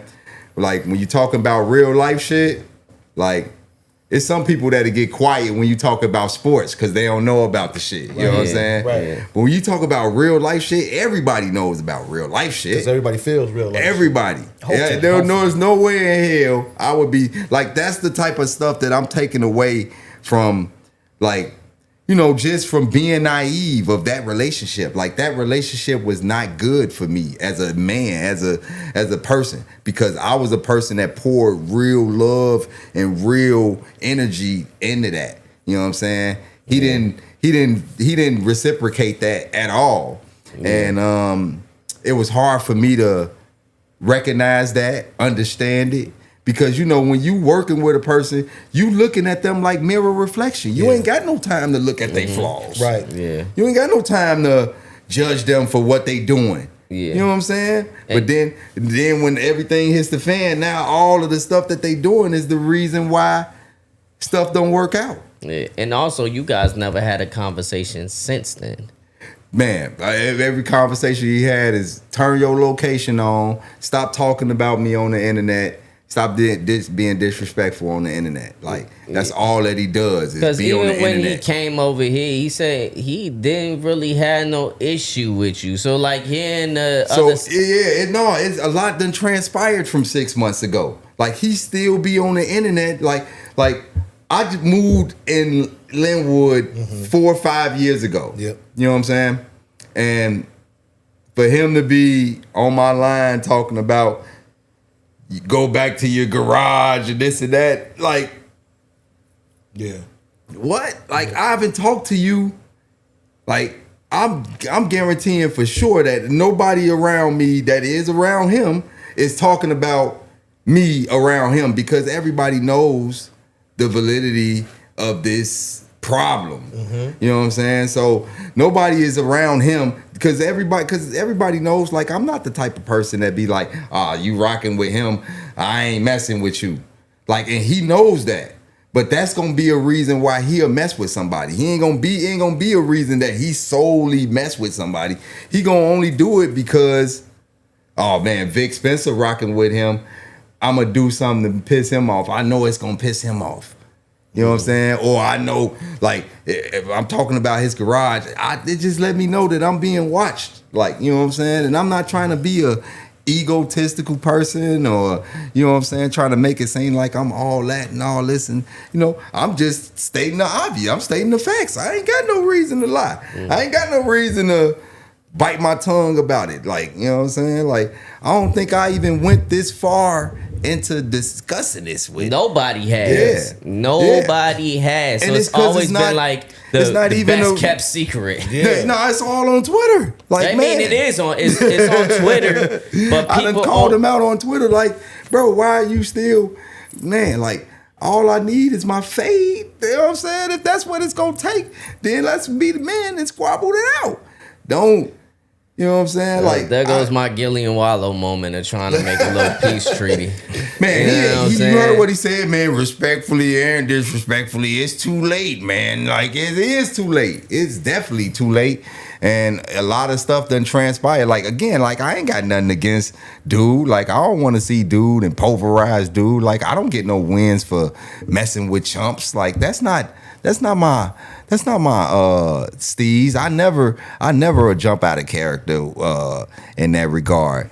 But what I will say is, like, all of the opportunities and all of the times that we could have talked, or we could have, like, it was not taken. You know what I'm saying? Like, he's being disrespectful. He just disrespectful, bro. Like, and it's just hard to come back from any disrespect. You know what I'm saying? Like, you can't be disrespectful and expect for me to be going back into the same person that I was when I was with you in a rap group. Like, No, I get it. I definitely wanted you to have your chance to come here and say what you gotta say. Like I said, me and Chris Crack, like I got a close relationship with Crack, you know what I'm saying, for a lot of years, you know what I'm saying? That's one of my brothers, you know what I'm saying? But I want to come into this completely unbiased because I got a love and a respect for you also, you know what I'm saying? Absolutely. And sometimes I feel like certain things, especially when y'all just talking over each other, y'all never sitting down face to face. A lot of things, like sometimes just being there with somebody, you come to a resolution, or you come to the resolution that maybe this just never, maybe we just two different people, but you could go your own ways. Man, he's gonna say no, even though that's your man's. Like, he's gonna say no. He's not gonna want to sit in the room with me. Like, I don't, like he said it. He don't mess with Southside niggas. You know what I'm saying? That was his. But I was born out west, Jackson and Costner. You feel me? Lord. Jackson and Costner. I was born out west. You feel me? So, and I went to Mason High School. I mean, I went to Mason. You know what I'm saying? Elementary. You know what I mean? Like, I moved from out west. I stayed on 18th and Hardin for 7 years, you feel me? Like, easy. With my grandma before I moved south. But you know what I'm saying? I'm 290 at heart. Yeah. Yes, sir. You know what I'm saying? I'm 290 at heart, baby. You know what I'm saying? Well, in the perfect world for me and for a lot of people, man, none of this shit happens or some reconciliation is made, or y'all could be like, okay, we agreed to not discuss each other and you just go about your ways. I tried to do that. Like when he was talking about his therapy, like I had ran into my therapist at the Jazz Fest that was in Logan Square a couple years ago, and it was my therapist from the group home. I felt like when I was in the group home, I had therapy, but I didn't really utilize it. You know what I'm saying, to my highest capacity. So when I saw him, I had asked him, like, can I have some sessions, like, to discuss some things that's been, on my mind and shit. And one of those was this situation and how I should go about it moving forward. So he suggested something. I tried to do it and it backfired. And he said, and we had a dialogue before I did it.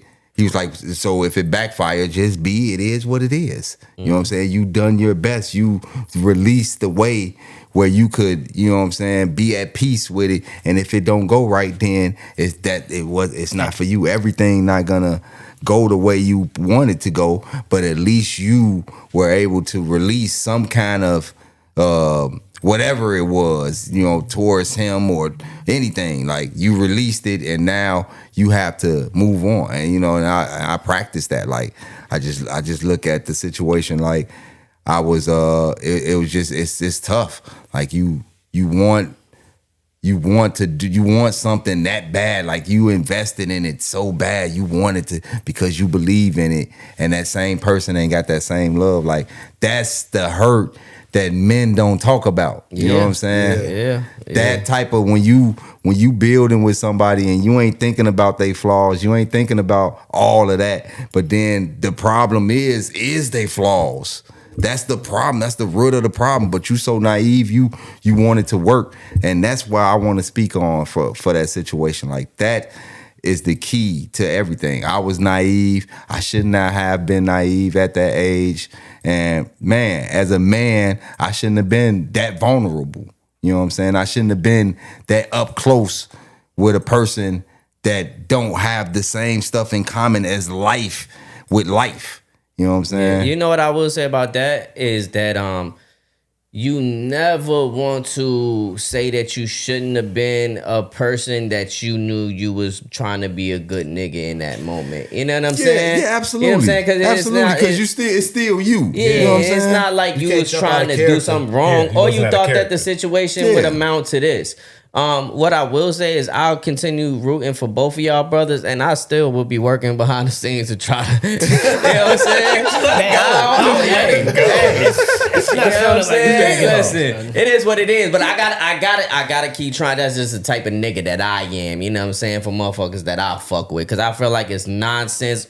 You know what I'm saying? And it really is. You know what I'm saying? Yeah. Even with all the talking from his side and on your side, it's just a whole bunch of nonsense that shouldn't even be. You know what I'm saying? Absolutely. But beyond I that, agree. let's get off of that, man, and tap more into like what you got going on. You know what I'm saying? Because Word. you dropped 2 projects in 2025, and it's not the last. Right. That's Trees Are Undefeated and Interstate Potluck. You know what I'm saying? You dropped the being the bigger person sucks.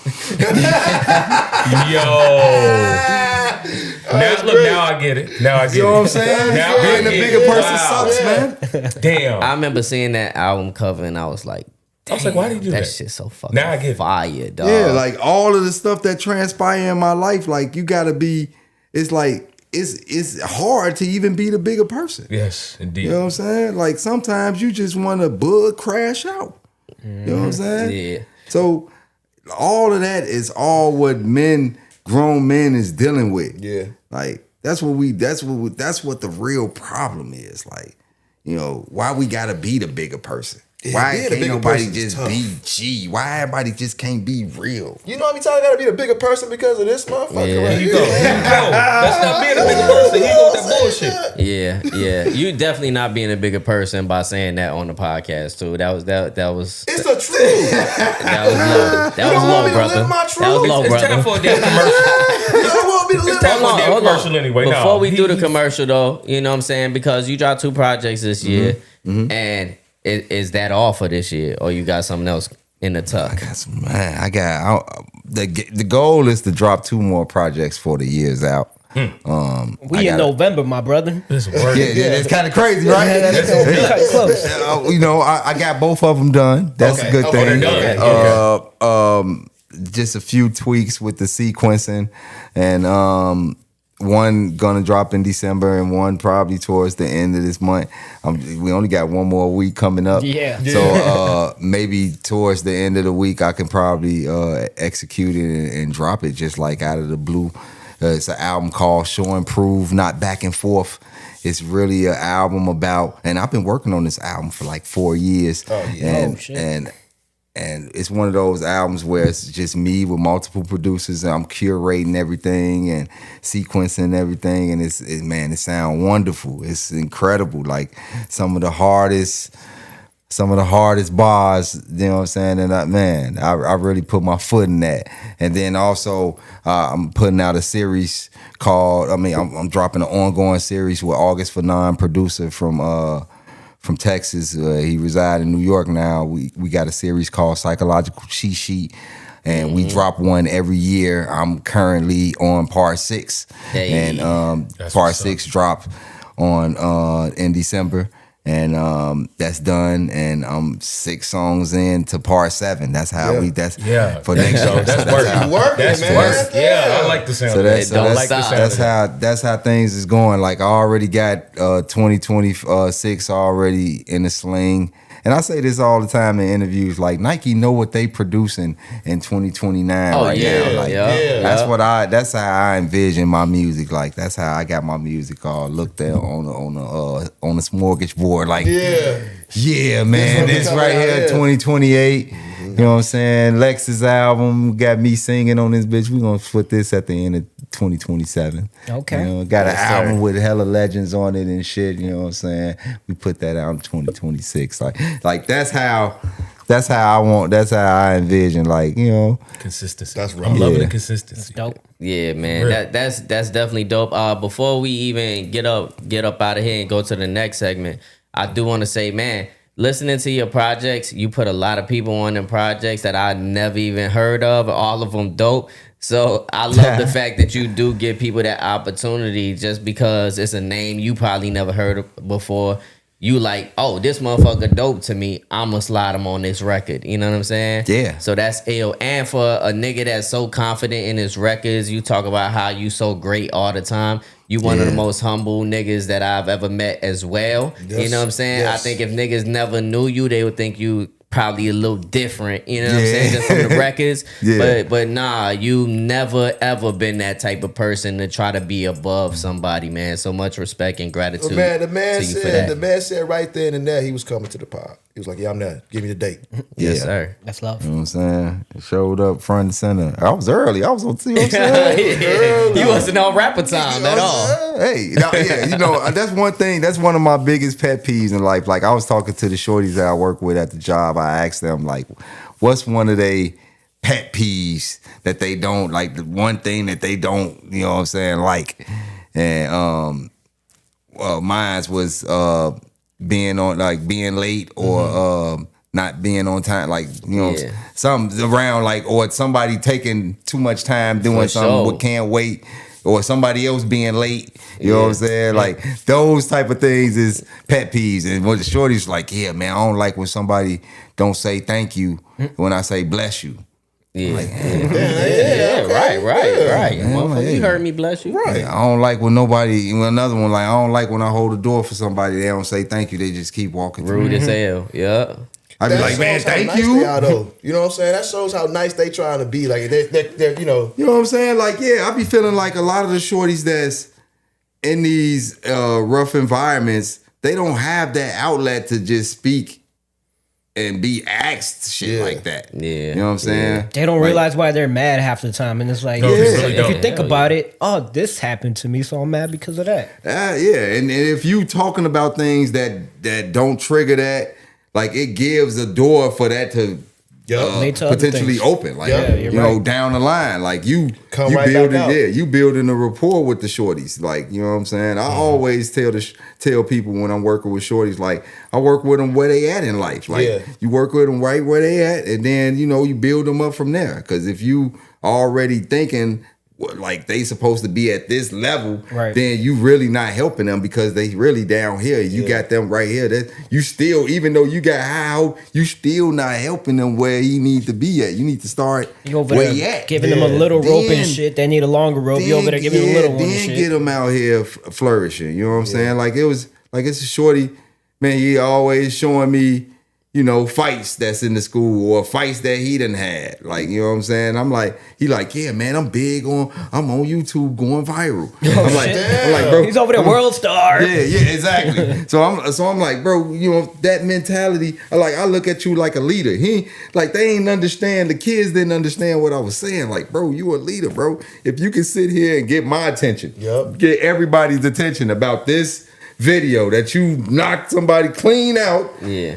Man, bro, you a leader, bro. You got all of our attention, bro. And you don't even understand the power that he has. And you don't understand, like, if you utilize that, you take that power and utilize it into something like, okay, you need to go to a boxing class. That's the man. Now you potentially get paid for this now. Right. You know what I'm saying? Instead of looking for the pennies on YouTube, like, man, if I get 1 million views, I'm like, man, y'all don't even understand that little theory. You know what I'm saying? 1 million views is gone now. Yeah, exactly, man.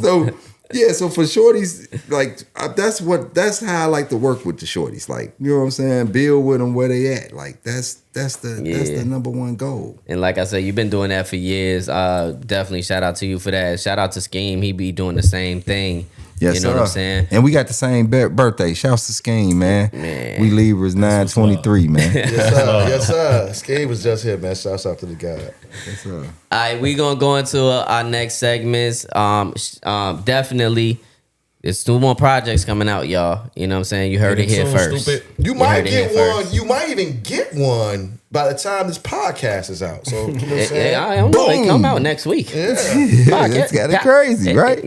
Podcast come out on Thursday. I don't know if he that quick. He might get one on Friday. Yeah, so you know what I'm saying? You never know. I'm trying to push the envelope. The more family shit keep coming up, taking me away from the studio, I ain't gonna be able to do shit. I'm already knowing, brother.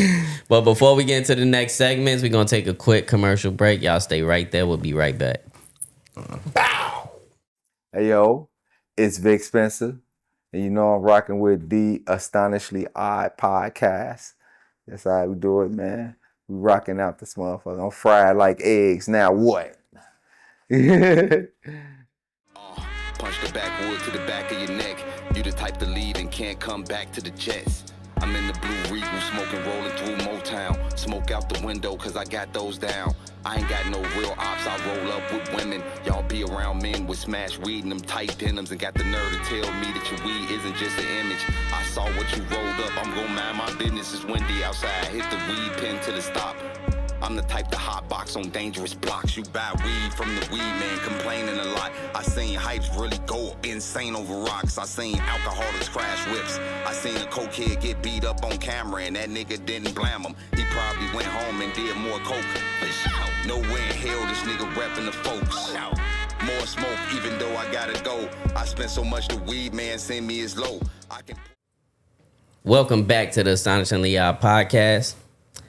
And now for the topics, y'all. Let's go. So first things first, man. It's Monday when we recording this pod, so you know what happened yesterday. Yes, sir. We had a Bears game. Yes, we did, brother. And oh, what it was, man. Another barn burner we had. You know what I'm saying? The Bears staying in the game, but keeping it close and going down to the line and Keeping it close. They were winning the whole game. And then they just decided to lose. Well, stay in it. That's what I'm saying. Stay in it. They didn't decide to lose. They actually decided to win. Well, this was just so reminiscent of game one when we played these same niggas. Yeah. You know what I'm saying? It was the same, came to the same ending damn near. You know what I'm saying? Yeah, except for the fact that we got the win. Yeah, we got the win out of this one. I'm just coming to the terms of that, like, these are these Bears. Yeah. You know what I'm saying? You can't, it's happened so many times now, you can't say it's a fluke. Yeah, no, they just absolutely. find a way to win. My only problem with it, look, this is the new Ben Johnson era. Yeah, man. They still got to fine tune things. They got a lot of figuring things out to do. But nigga, we are on the top of the NFC North. We got to thank the Eagles too for this as well. Oh yeah, We have most to thank definitely. the Eagles for this. They have played a role in where we are right now. To be honest with you, we helped them out too. Yeah, no, we did. You know Ben what I'm Johnson's saying? got more wins than Matt Eberflus did in like 30 games, road or away games. Yeah. We got 6. Matt only had 5. That's a in damn like shame. one season. Yeah, no, that's crazy. He had a good head of hair though. Yeah, he did. Eberflus had a good head of the guy hair, did. And you see what he's doing over there in Dallas. Yeah. Oh my God. Nothing at all. At all. Them boys suck. And they supposed to have this high-powered offense and everything, man. They just be looking They trash. let go of Micah Parsons. Like, what the fuck you expect to happen? And what has he been doing? Yeah. Well, he's over there. Green Bay is still doing what the fuck they doing over there. We got to play them twice before the year is up. We got to play the Detroit Lions.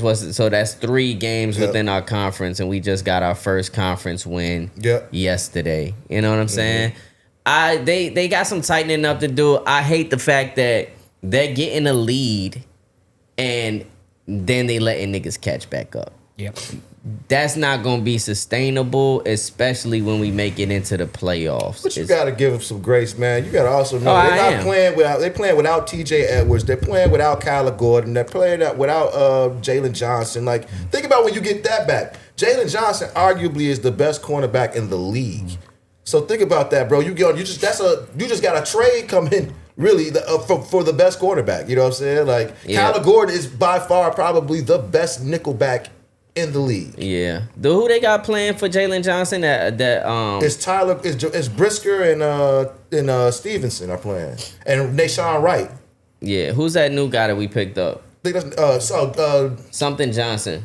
CJ or C something. He had like a he number like 36. He had the two interceptions last year. Yes, he been balling. Yeah, he's been balling. He been balling, man. Shout out to our defense. Like I said, man, the defense, when we getting takeaways, we look like a phenomenal defense. If we not getting no takeaways, we look average as fuck. Yeah. We couldn't stop the run for the longest time. No. Thank God they kind of got that a little bit more together. Special teams was looking bad. I know when Santos missed that field goal. Yeah, I know you was up in arms. You know who I was calling for? I was calling for Mooney to come back, and I just found out that he got picked off, and he's with the Commanders now. Oh, what? Is he? Yeah, he got taken off our practice squad, so he's the kicker for the Commanders now. Well, so if Cairo keeps stinking it up, bro, like I don't know what we gonna do. Well, he won the game for us though. He did after missing a crucial field goal, but we won't have to talk about that. All right. I also don't like the fact that we driving it down the field and then the end result is we kicking a field goal. Like, we gotta put more passes, more runs, whatever the fuck. However you cross the football into the end zone, we gotta get in there. No, indeed, we definitely have to start getting into the end zone. But the bad part about it to me is that settling for 3 is actually winning these games. It is. You know? And I mean, that's kudos to the whole overall team. Because I can't even put it on the defense. Special teams been showing up. Yeah. They didn't show up for a lot of the game yesterday, but then they showed up when they needed to. Duvernay came through for us hard, man. Man. But I'll save all the critiques, because what the fuck can you say, man? People were saying maybe the Bears could sneak into the playoffs, and look at us now. We fucking number 1 in the conference right We there. Take we that. there. Take that. We there. So, Did y'all see how bad they did my boy Shador? man, they threw him in the game when he ain't even had no chance. This man ain't practiced at all. They just want him to look bad. I'm just convinced at this point they just want him because he's a Sanders to look bad. Like, that's terrible that your last name, if your last name, it holds merit like that to where they hate you. Yeah. You know what I'm saying? Like, to me, that's crazy. But shouts out to him. I hope that, they give him some reps. Well, it's like when motherfuckers can't control you. Yeah. When you one of them, and you've done enough to earn that type of respect, and they can't get you directly, they gonna get somebody that's close to you. True, and they definitely doing it. I mean, what a waste, man. What a waste. That's all I have to say about it. But let's tap into what John Gruden had to say. I mean, yeah, of course. And I really feel that it's true. Like, I mean, how would you not, if you were a part, if he was going to be the coach, why would he not want to have that kid on his team? What did he say? Yeah, so John Gruden said, I could turn that entire franchise around with Shador Sanders. He's telling you right now, he knows it.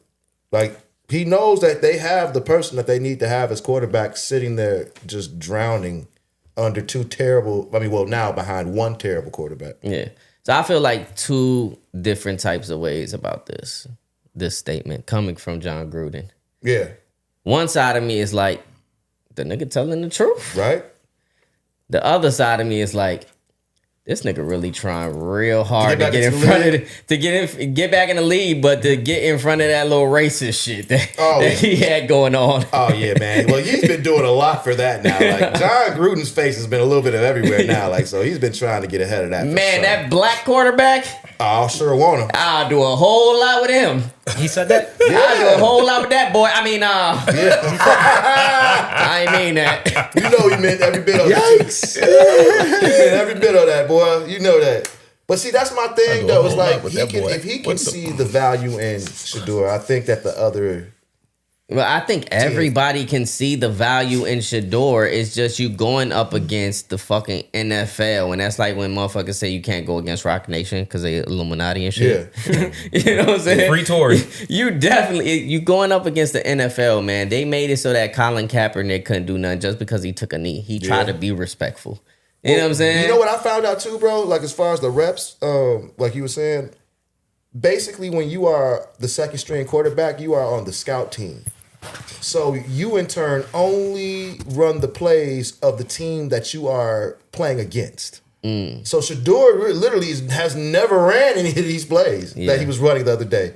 But he can for sure run the other side's play because that's all he gets. He has to go through the other team's. That's the third string? The third string does that? Well, he's the second string.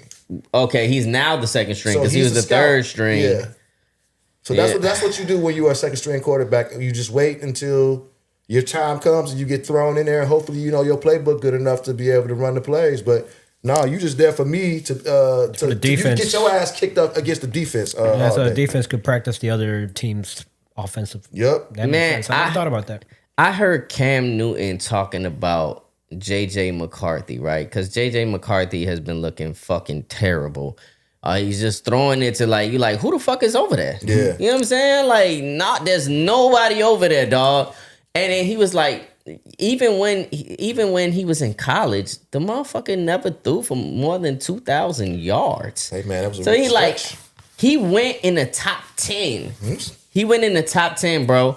And in comparison to Shador Sanders, bro, it's like Shador should have been a top 10 pick if you picking J.J. McCarthy, who didn't play his whole first year because what he had, an ACL or something? Didn't Mitch Trubisky only play 2 games in college?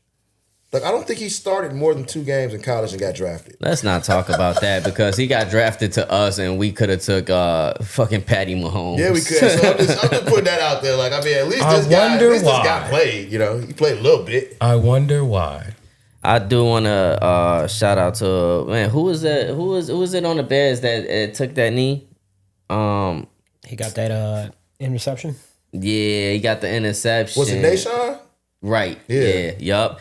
And he took that knee and he did a little prayer for his coach. The coach from Last Chance U, John Bean. He died unfortunately at the age of 66 after being shot on campus. Yeah, that's wild, man. That was so wild. Damn. I saw that pop up in my feed real quick, and I was like, "It's a good dude." Like, wait a minute. So somebody on the team shot? Like, well, he wasn't on the team, but he said he was a former football athlete.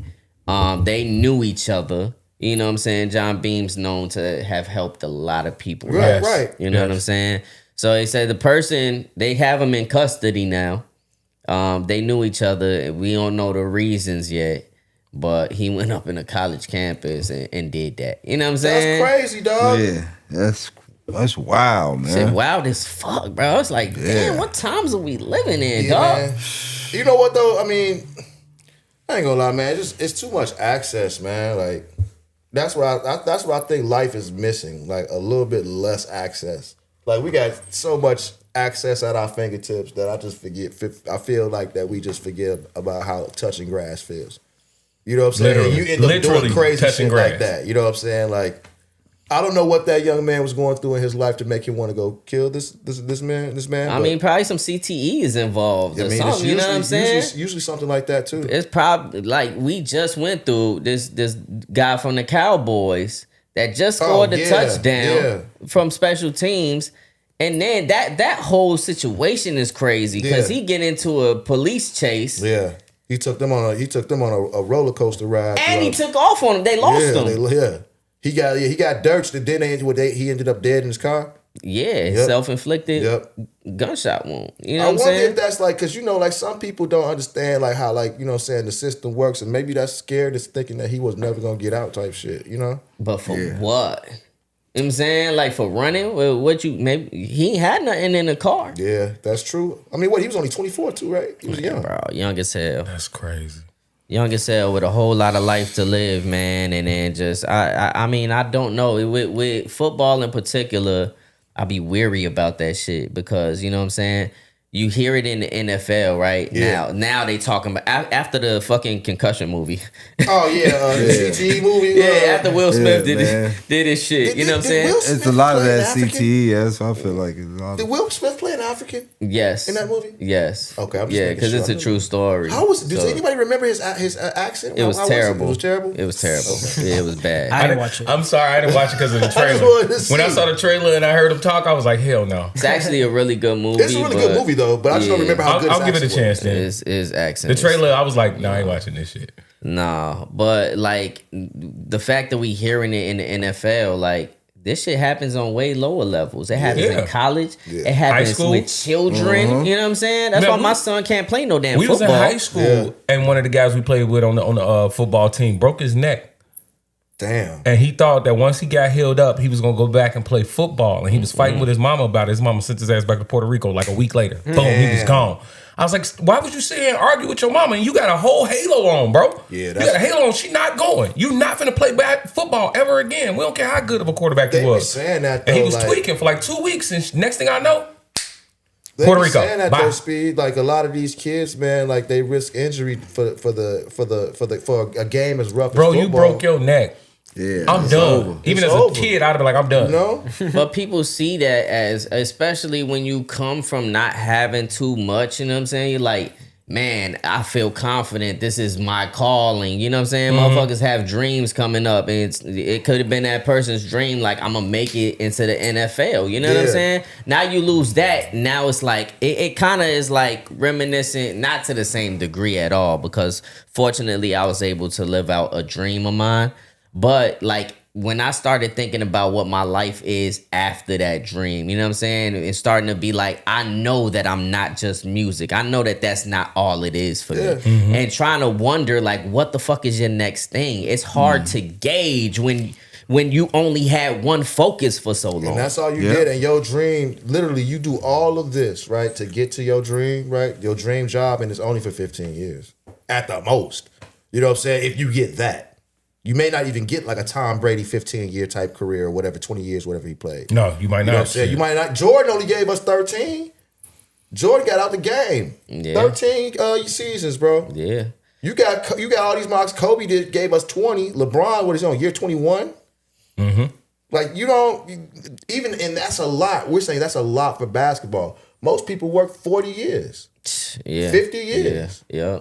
True. You know, so it's a lot, man, you sacrifice for that game, but you should be able to take care of yourself afterwards, man, because that you don't know how long you get. They say the average NFL career is 3 years. Yeah, I know. Yeah. I know. Quick. And I want to know, like, what's the minimum, right? Because we just found out through this fucking baseball scandal. Yeah. Like, the minimum of players making in the MLB is like $3,000 a game. Yeah. Which it add up because they play like 182 I'm about to say, games. they play a lot of damn games. You know what I'm saying? He So just maybe coming off the, he might be a AAA player coming up or something like that. He ain't, you know. But damn, I would love to know what the minimum is just in all sports. I know the NBA up there.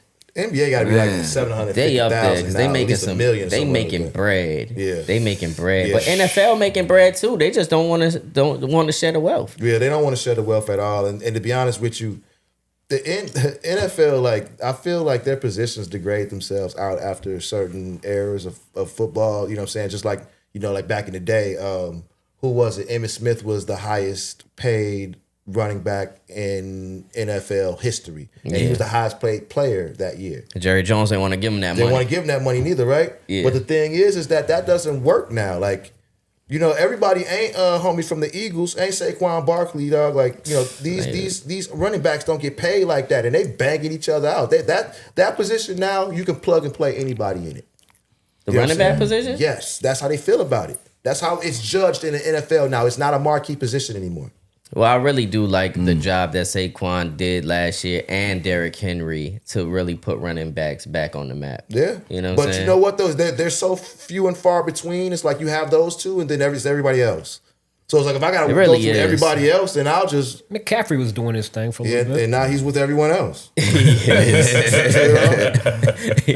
He sure is.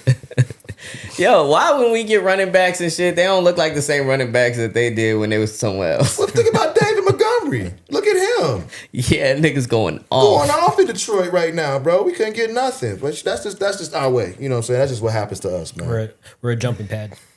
All right, so sticking with sports, man, since we here. Steph Curry and Under Armour are parting ways, man. Where do you think he should go? Where he should go? He should go with Adidas. Hold on, let me ask you this first.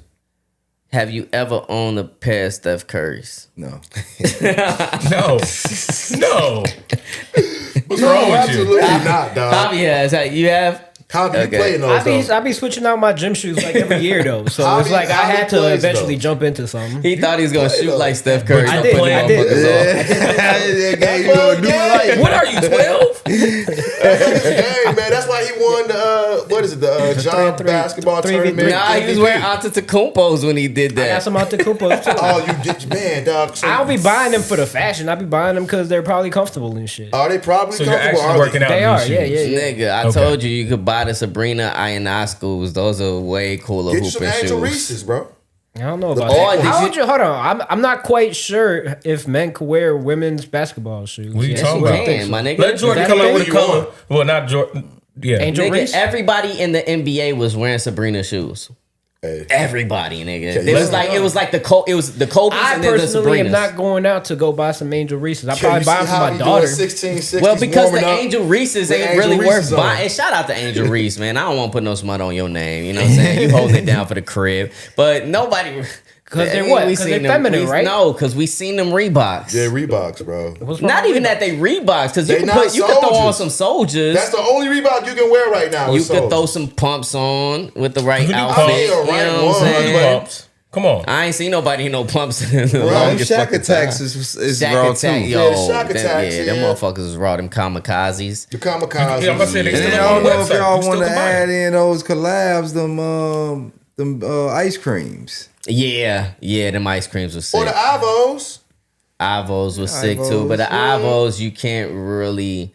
Aside from maybe the questions, you could wear the questions. That's the one I'm talking about. Don't really, Really, what that's the else? only What other one. ones were you talking about? Yeah, I was like, which What one else you besides thinking questions? of? That's the only one. Well, that he I had- was what talking about. no, he had the answers, He but had the those answers. those was cool as a basketball shoe. You can't wear those with an outfit. I wasn't. Yeah, I was definitely not. Yeah, wearing the answers. it's very few basketball shoes you can wear with your outfits. though. Jordans. You know what I'm Jordans. saying? You can wear Jordans. Jordans Jordans. is timeless. Maybe But some cold. I feel like a lot of guys don't hoop in Jordans Hell no. because They're they terrible to uncomfortable. hoop in. But Yeah. Jordan bust.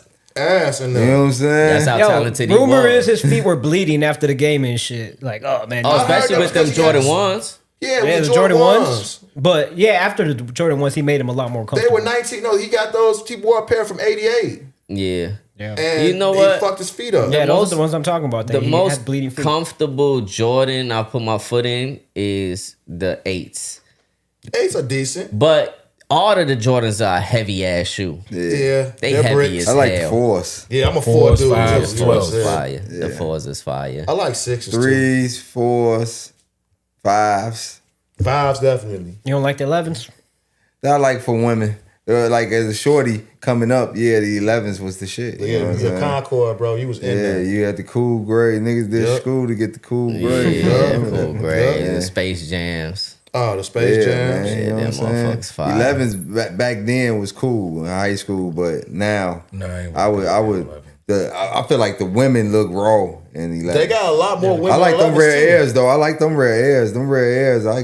And where Astonish rocking them make me think twice. Like Go back and get those. I miss those. Yeah. But you couldn't you ain't had no female shoe that you seen that you was like, those decent. No. Never. no, not since the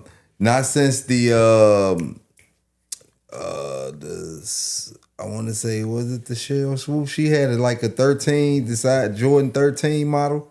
She had Okay. a PE. Yeah. Yeah, like Okay, but she that was had a player shoe. Yeah, she had a PE. Swoops definitely had a PE. So I don't remember those. Yeah, It's she had a a Jordan she had a 13. player edition. It looked like a Jordan 13. It was white and black, and I think it had like a W on the back. Dang, man. I know they look like 13. They shaped like 13s. Shout The out to hologram Cheryl Jordan Swoops, man. yeah, the That's- 13s. But they was her shoe though, and it was a women's shoe. And I remember those being like a raw. Like I like women's shoes. At one point had a run. Like they was dropping like raw ass Air Force Ones and come in women's sizes. Yeah, and yeah. they had the best colorways was crazy. raw as hell. So it was a point in time where I was copping those because you know what I'm Because you saying. couldn't get no Like, colorways, yeah. yeah, hell and it wasn't yeah. like it resembled like damn, no women's shoes only. Yeah, you can't tell. Yeah. You'd be like, damn, man, why is this a woman's shoe? Yeah, you wasn't sitting here with some ultra pink ass shoes on. Yeah, like, but Yeah, nowadays for they sure. freaking the men's shoes, the colorways like Exactly. that. You know Yeah, what I'm yeah. saying? So it don't even matter. Like them Yeah, new nowadays, jobs. yeah. Like them new Ja Morants. Oh Yeah. yeah. I like those. I like those too. They fire. And the Yeah. colorways be fire too. Yeah. I like his, and I like the ants is halfway decent too. Who? The ants. The ants is decent. I like the first ants. Yeah, the first ants. Yeah, the first ants go crazy. What you feel about them? What's his name? Jaylen Brown. Man, You like them Jaylen Browns? cut the malarkey, dog. Cut the malarkey. What about bro. the SVGs? Who is that? No. Yeah, I think they're like it. You know what I'm saying? Too I'm with- futuristic for a motherfucking Margiela looking motherfucking shit. This nigga meant this nigga meant SGA. SGA, yeah. SGA. I followed That's you what though. I say, SVG. Oh, I'm like, what? I followed you though. Yeah, he called them. I knew what he was saying, but I'm like SVG, Svengoolie, nigga. I'm a little dyslexic with it. I don't know about that. You seen him? I'm looking at them. Yeah, that's what I'm saying. I don't they just look too bland for me. They bland as hell. They look futuristic as shit though. I think it's really hard. Man, them Jalen Browns. Stop talking about them ugly ass shoes. They look like nails. Jalen Browns, Look like you looking into a cat's eye or something. He thought that was cute. I think it's really hard to get off a shoe with just one colorway. Like that's it. The blacked out one is all right, you know, but it looked like black. Maybe like all blacks or all whites. You know what I'm saying? that tan though. That tan one. Does Curry though it's tough. have a big background of people buying Under Armour basketball? Yes. The kids that Like play basketball. kids, yeah. Kids love that nigga. They buy yes. And they probably like doubled in stock on like apparel. Yeah. Like, they went probably And went crazy you gotta in apparel think for about that it shit. that Steph Curry being on Under Armour shot up they stock. You know what I'm saying? for sure. And he had stock in the company. You know what I'm saying? So like he made he said he was saying like, you know, the time has just come to an end. Like he didn't really like the direction that it's been going for like the last 5 years. But he liked the shoe. He like he liked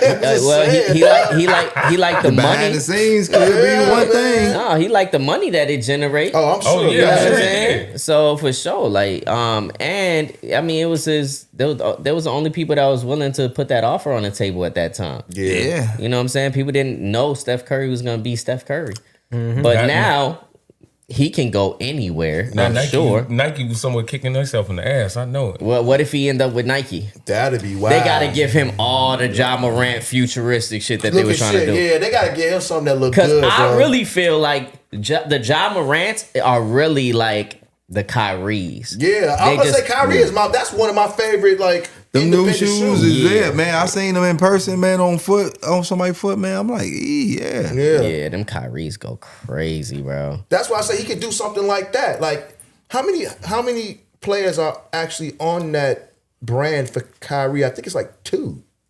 I think it's Kyrie and someone else.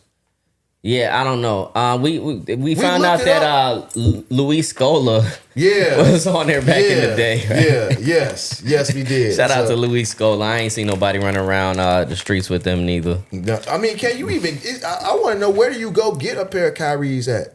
Online? Like I can't go pick up a. Can I go get them at Foot Locker? Yeah, I seen them at Foot Locker. Yeah, Don't talk about the moccasin ones. Yeah, the moccasin. Those are raw ones. They got like all types of shoelaces on. I need them.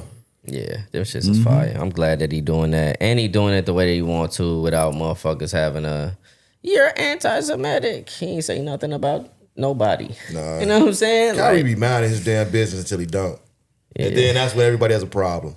that shit crazy. So the NBA All-Star Game has once again got a new format. I'm They so tired changing of it this every year because the shit trash. They Realize the shit over. Your superstars, they don't really want to play for real when they in it. Nobody that could dunk joins the dunk contest. You know what I'm saying? The shit washed up. Like I said before, anytime the All-Star Game is on, I find something else to do. Yeah. That's just and what it's this It's been a minute. It's been a while since I watched it, man. It's 4 different teams now playing each other. Like this is getting weird now, man. Like it's like a round robin. They finally did the European players, because most of the world is European, versus the U.S., which is something that people kind of always ask themselves: what if the international players go against the United States players? We about Who to will win? get smoked. But unfortunately, they did like a round robin, like Chris said, that they're gonna have how many? 4 games? Four. I think it's 4 teams total, and they're gonna just play each other out until they get Team to the A plays championship. Team B, Team B plays Team C. Yeah. It's just weird, and That's stupid as fuck because most of our good players right now are all international. And they got their own team,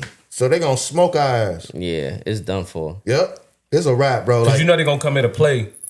boy, They're gonna really play because they looking for the must money. be every cold play. No, every one of your cold players now.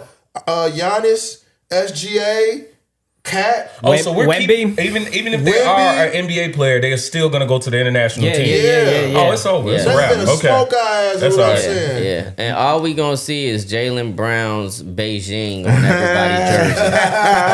That's it. That's all we Man, gonna see, bro. Smudged on all of the white jerseys. All the white Man, that jerseys, is bro. wild.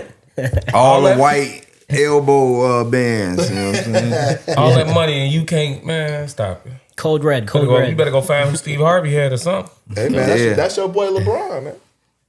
All that money, you still can't get your hair together. LeBron over here just need to let it go, man. Put some rosemary oil in your head or something. Get some copper in. Let it go, man. Come on, man. What y'all doing? All that money and y'all still don't know how to grow y'all damn hair.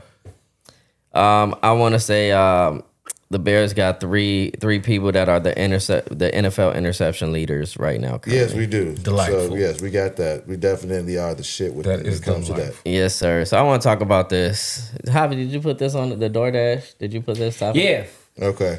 So Go ahead. The situation happened where this young lady works for DoorDash, and the request is from some dude, and it says leave the food by the door. So she gets there, door's wide open, dude's on his couch, like right here, very visible, pants down, just schlong all out, pretending he's like sleeping and shit. Pretending? Was he pretending? Well, we don't know. That's the thing. She showed up. She showed it. And then the she door got is the fuck wide about it. open, so she like recorded this shit. Like, what the fuck is this? Like, this is just like mad inappropriate and shit. Technically, it's sexual assault. Right. So she kind of fucked up because she posted this shit. Yeah. She wanted the world to see, like, look, this dude put an order in. He's fucking pervert. He just schlong all out. DoorDash, she like made a complaint, but they like canceled it. And apparently, dude is suing her, and she got arrested now. Yeah. She got arrested. She got arrested for posting the video of dude just sent it to unconscious, naked. So my question is, what do y'all think happened there? Well, this is the picture, y'all, for y'all to see. I seen the video and everything. So is he like that the whole time in the video? Yeah, he ain't moving or nothing. I mean, he sleep. He just laid out. It's not like, okay, well, did he text her right there, or was He the didn't text her. message requested from the beginning, like leave it at the door? Leave it at the Leave door. at the door. It's already from the beginning, bro. I think it don't look like he even know that she on the. No, I mean, who the hell falls asleep with the light on? I'm like, he drunk. I'm like, he gotta be drunk. He's probably did some DoorDash. With his pants down. you He at home. motherfuckers do some drunk Drunk shit. That's all I can think about. Yo, he's drunk. The light is on. He's knocked out. My thing is, if it was some pervert shit, then the nigga would be looking at her. You know what I'm saying? He like this. He He got be his sitting whole there face covered. Yeah. Nah, I'm not with that. I think that motherfucker knew what he was doing. He was just trying to see if he could get some action and shit. Like, okay, go ahead. You what, like it? like You she like what you just- see? You like Really? it? She He's trying to just- see. He's just trying to see if the shit video, go. man, it's creepy as hell. He- It's creepy on her part. It's creepy on his It's creepy part. on her part, but didn't he get paid?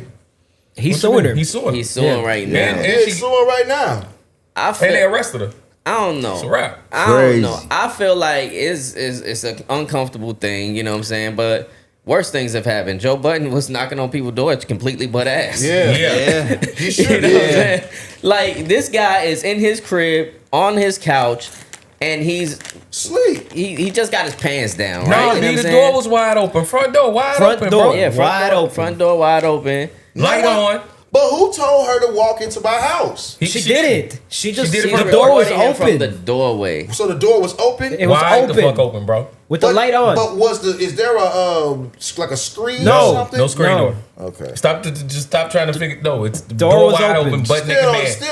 she still don't need to walk in my house. You don't need to cross She my didn't walk in the threshold. house ever. She just took the Why video you from taping outside. me? Yeah, she tweaked on the video. On the Why video. you She video tweaked. on me? Definitely. I can see why she recorded it for evidence and shit. For what But she evidence? shouldn't What have did he do posted it. That's where she wrong? fucked up.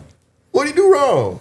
He's over here. What if But a little that is- kid had walked by? I'm joking, bro. I'm joking. Okay. But the thing is, look, Javi, put it in this perspective. What if he was drunk, right? Yeah. He drunk as hell. How is he that drunk that he was able You to asked order the wrong food? person because we not his drunk ass. He ordered food. He said, "Leave it at the door." Have you seen drunk people? Yeah. Chris, how many times have you left them damn door dashes high as hell in the house? Boy, how many times have any? Yeah, I've even pick them up. Boy, Listen. that shit'll be You sitting left your DoorDash outside. Oh yeah, I've left DoorDash in the front the whole fucking night, Yes, I'm telling you, bro. the it whole happens. night. But happens. what I'm I've saying done is, it. I've seen drunk people do things that I don't necessarily do when I'm drunk. That's just the type of drunk that they They are. are, yeah. You know what I'm saying? So looking at it from that aspect, Maybe the motherfucker did get drunk. He passed out on the shit. You know, never know what he was doing, but he was in the comfort of his own home. Yes. She walked up to his step. Cause granted, she has a job That's to do. her job. She lost her sure. job. She lost her job. Oh, they froze the account that night. She needed to lose her job because if She you're shouldn't have posted that if you're gonna record it, you send it to them. You don't post it to TikTok. Nah, you don't. Yeah, that's where she posted it to TikTok. And it seemed like you was doing too much for that. Self-destruct. Yeah. That I don't know. I think it's all wrong. It's all nasty. All of it is wrong. It's All of all it is nasty. But I just seen another shit with some TikToker too, man. I don't know, TikTok got motherfuckers going crazy. Yep. So this guy works at like a parking garage. And he got them glasses that film shit, like Ray-Bans and shit. Yeah. So he'll record like famous people that come through there and he'll try to troll them. Right? Just to get a reaction? Yeah, that's his thing. He tries to like rage bait him and shit like that. Oh hell, So no, that's lame as hell. they had the guy DDG. DDG, yeah. DDG came through. They was trying to get out the parking garage, and the card that he used like declined. And then he's like, "Damn, bro, like, what's going on? Your shit not working?" He's like, "No, I gotta find a different card or something." He like, "Man, it's only $20. Like, you don't got $20?" He's like, "Bro, I know it's $20. I'm just saying, like, let me see my other card." Yeah. You know what I'm saying? But he was trying to make it seem like, oh, this nigga broke. Yeah. You know what I'm That's saying? exactly what he was doing. Yeah, this nigga broke, right? So then he puts it up on TikTok. See, so that's now what, DDG sees this shit, right? He goes back to the spot. Right. And now he catches the nigga on his lunch break. So he's sitting there and he's recording him too. And he's like, "Why you recording me, dog? Like, why you recording me?" He's like, "Shit, why you was recording me?" You know what I'm saying? With the whole stream and shit. Why you was recording? He's like, "Man, I just think it's weird that you up here. Like, this is like harassment. Why you up here? Like, when nigga, you was just harassing him." You just pressed him thinking he was funny. Now he come up there with his whole setup in the gang with him. Now it's weird.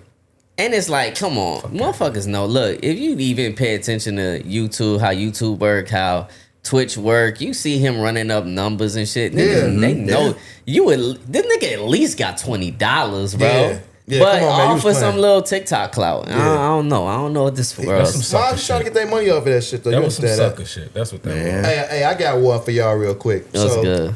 I've never heard of this guy. Maybe y'all have. Y'all ever heard of the Human Hip Hop Head? No, not at all. All right. Well, they put the top 10 greatest underground rappers. They put a list together. Top 10? Top 10 Underground. underground. All right, who's on that list? Let's see. I hate lists. Number 10. I know Let's you go. do. That's why I keep bringing them up. Number 10, Slug. Okay. Number 9, Immortal Technique. Okay. Number 8, Vinny Paz. Number 7, Rock Marciano, which I really think could be a little bit higher up on this list. Yes, for sure. 6, Aesop Rock. 5, Dale the Funky Homo Sapien. Okay. 4, Sean Price. Okay. 3, Kool Keith. Now, this is where it starts to get a little fishy to me. Because Top number 2? 1 should be number 1. Number 2 is LP from Company Flow. And then number 1 is MF Doom. Okay, MF Doom, yeah, for sure. Number That's one. there. I think Sean Price could be higher too. I think Sean Price could be higher too. But I think Rock Marciano at 7 is kind of.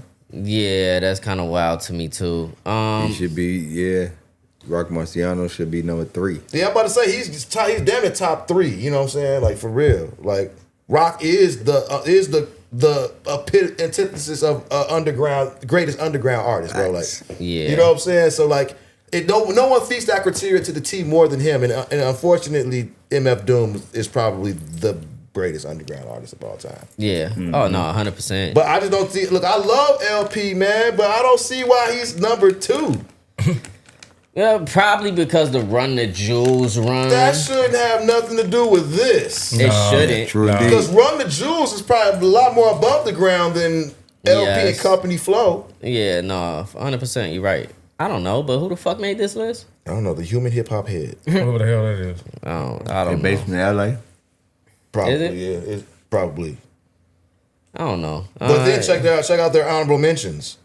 Murs, Brother Ali, Necro, Ill Bill, Cage, Apathy, Billy Woods, Gift of Gab, Chino XL, Chino Excel? Idea, J Live, Quasimodo, which is kind of crazy putting Quasimodo on there and not Madlib. Like, that's kind of crazy. How do you put his alter ego on there and not his actual real music? That's kind of wild to me. JPEG Mafia, Esoteric, and last but not least, R.A. the Rugged Man. Those are honorable mentions. I can see Brother Ali on there. I can see Brother Ali on there 100%. There's a lot of white people that love Necro. I don't know. I think when you talk about the underground hip hop scene, everything, yeah. I mean, he's huge. When you pause. Yeah, pause. Big time pause. Childish. I ain't childish. That's bro. what I told him, man. We got to be the bigger person. Pause. Thank you for go with that. See, look again. Here you go Thank with you that. for the album, dog. See, look again. He's just showing it right now. He's showing his true colors. Be on people. Now, when it comes to underground hip hop scene, man, I think it just depends on whatever your flavor is. There's too many lists that you could list on and on and on and on. You know what I'm saying? Because there's such an abundance. It becomes less and less when you talk about the mainstream because only so many of them niggas could be them niggas. Yeah. You know? But we can also take it to just saying the mainstream underground artists. Yeah, mainstream Because I ain't gonna lie, there is a mainstream section of art. That's why we have this list of, or even being able to try to think about putting the greatest underground rappers together, bro. Is KRS-One mainstream or is he underground mainstream? He's mainstream. Underground mainstream, but I don't think that he would fit this list. I think he would fit the other list just because of him being the so-called one of the forefathers of rap. Yeah, no, 100%. You couldn't put him on this list. Yeah, you can't do that. All right, we got segments after this. Man. What's up? Skipping my last one. I told you I want to talk about. Okay, well, we'll talk about that after this quick commercial break. Oh, we want to commercial? Yes. Okay. All right.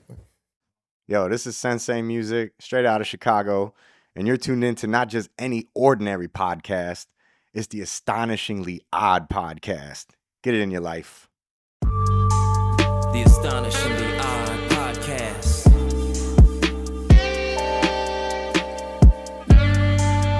Make sure you like and subscribe. Let's go. Welcome back to the Astonishingly Odd Podcast.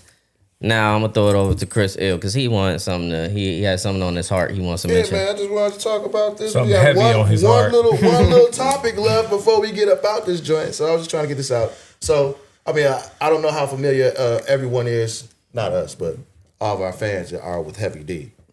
But to me, you know what I'm saying, Heavy D was a big part of my growing up, man. So Yes, sir. Heavy D and the boys. he passed away. You know, R.I.P. to Heavy D. But I saw a post that says Heavy D has to be one of the most overlooked icons in hip hop. Indeed. For sure. 100%. I was actually just looking through, you know what I'm saying, like looking through some of the songs, and it brought me back. I was just like, damn, Heavy D did have a like run of like singles, man, like songs that were huge. Mr. Big Stuff, you know what I'm saying? He had the Overweight Lovers in the House. Mm-hmm. You know what I'm saying? Don't You Know? We got our own thing, you know what I'm saying? Somebody for Me, that was my joint with Al B. Sure. Yes. Or was that Al B. Sure? Or was that no, that was Al B. Sure, I think. That was Al B. Sure. Yeah. Don't forget he was on that Michael Jackson song too. I was getting that. You still in my luster. Oh, I was getting that. my bad. The girls, they want me. That's what the joints, Oh, my man. goodness. We love her every day. One of the ones that I totally forgot about, and this just puts him too in another level, is that All Right, bro, with Janet Jackson. Yeah. And let's not forget, man, that motherfucker could dance for being dance. big He was as dancing he his was. ass off. He Yeah. like on Joint. stage, Man. full on dancing. That was always wild Is to me it as a good shorty. to you, bro? Is it good? That was one of them.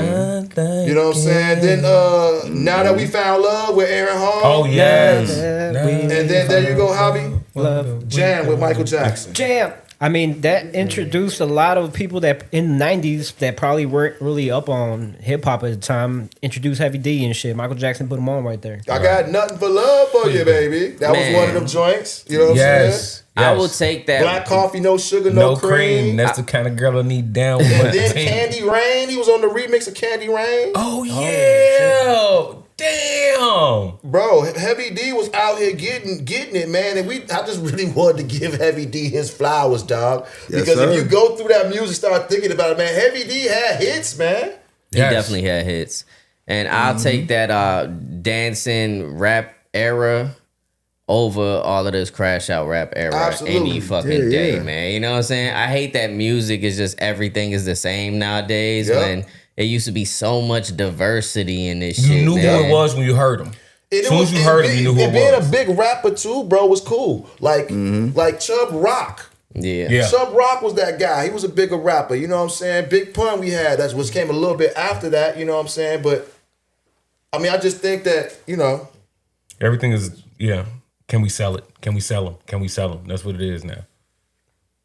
What's up? What fat rappers we got right now? Big X the Plug. Big X the Plug. Yeah.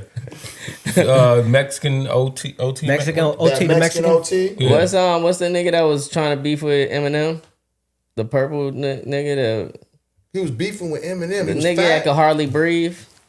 The one that was up there with the... I don't know that nigga name. You saw the one that had the oxygen tank on stage with him? Yo, y'all damn near died on stage. Come on, y'all gotta... Come on, somebody gotta love him. That man gotta... You don't know the fat nigga. I forgot his name, though. I forgot his name. Man. We also quit rap. We also got the Decent Man.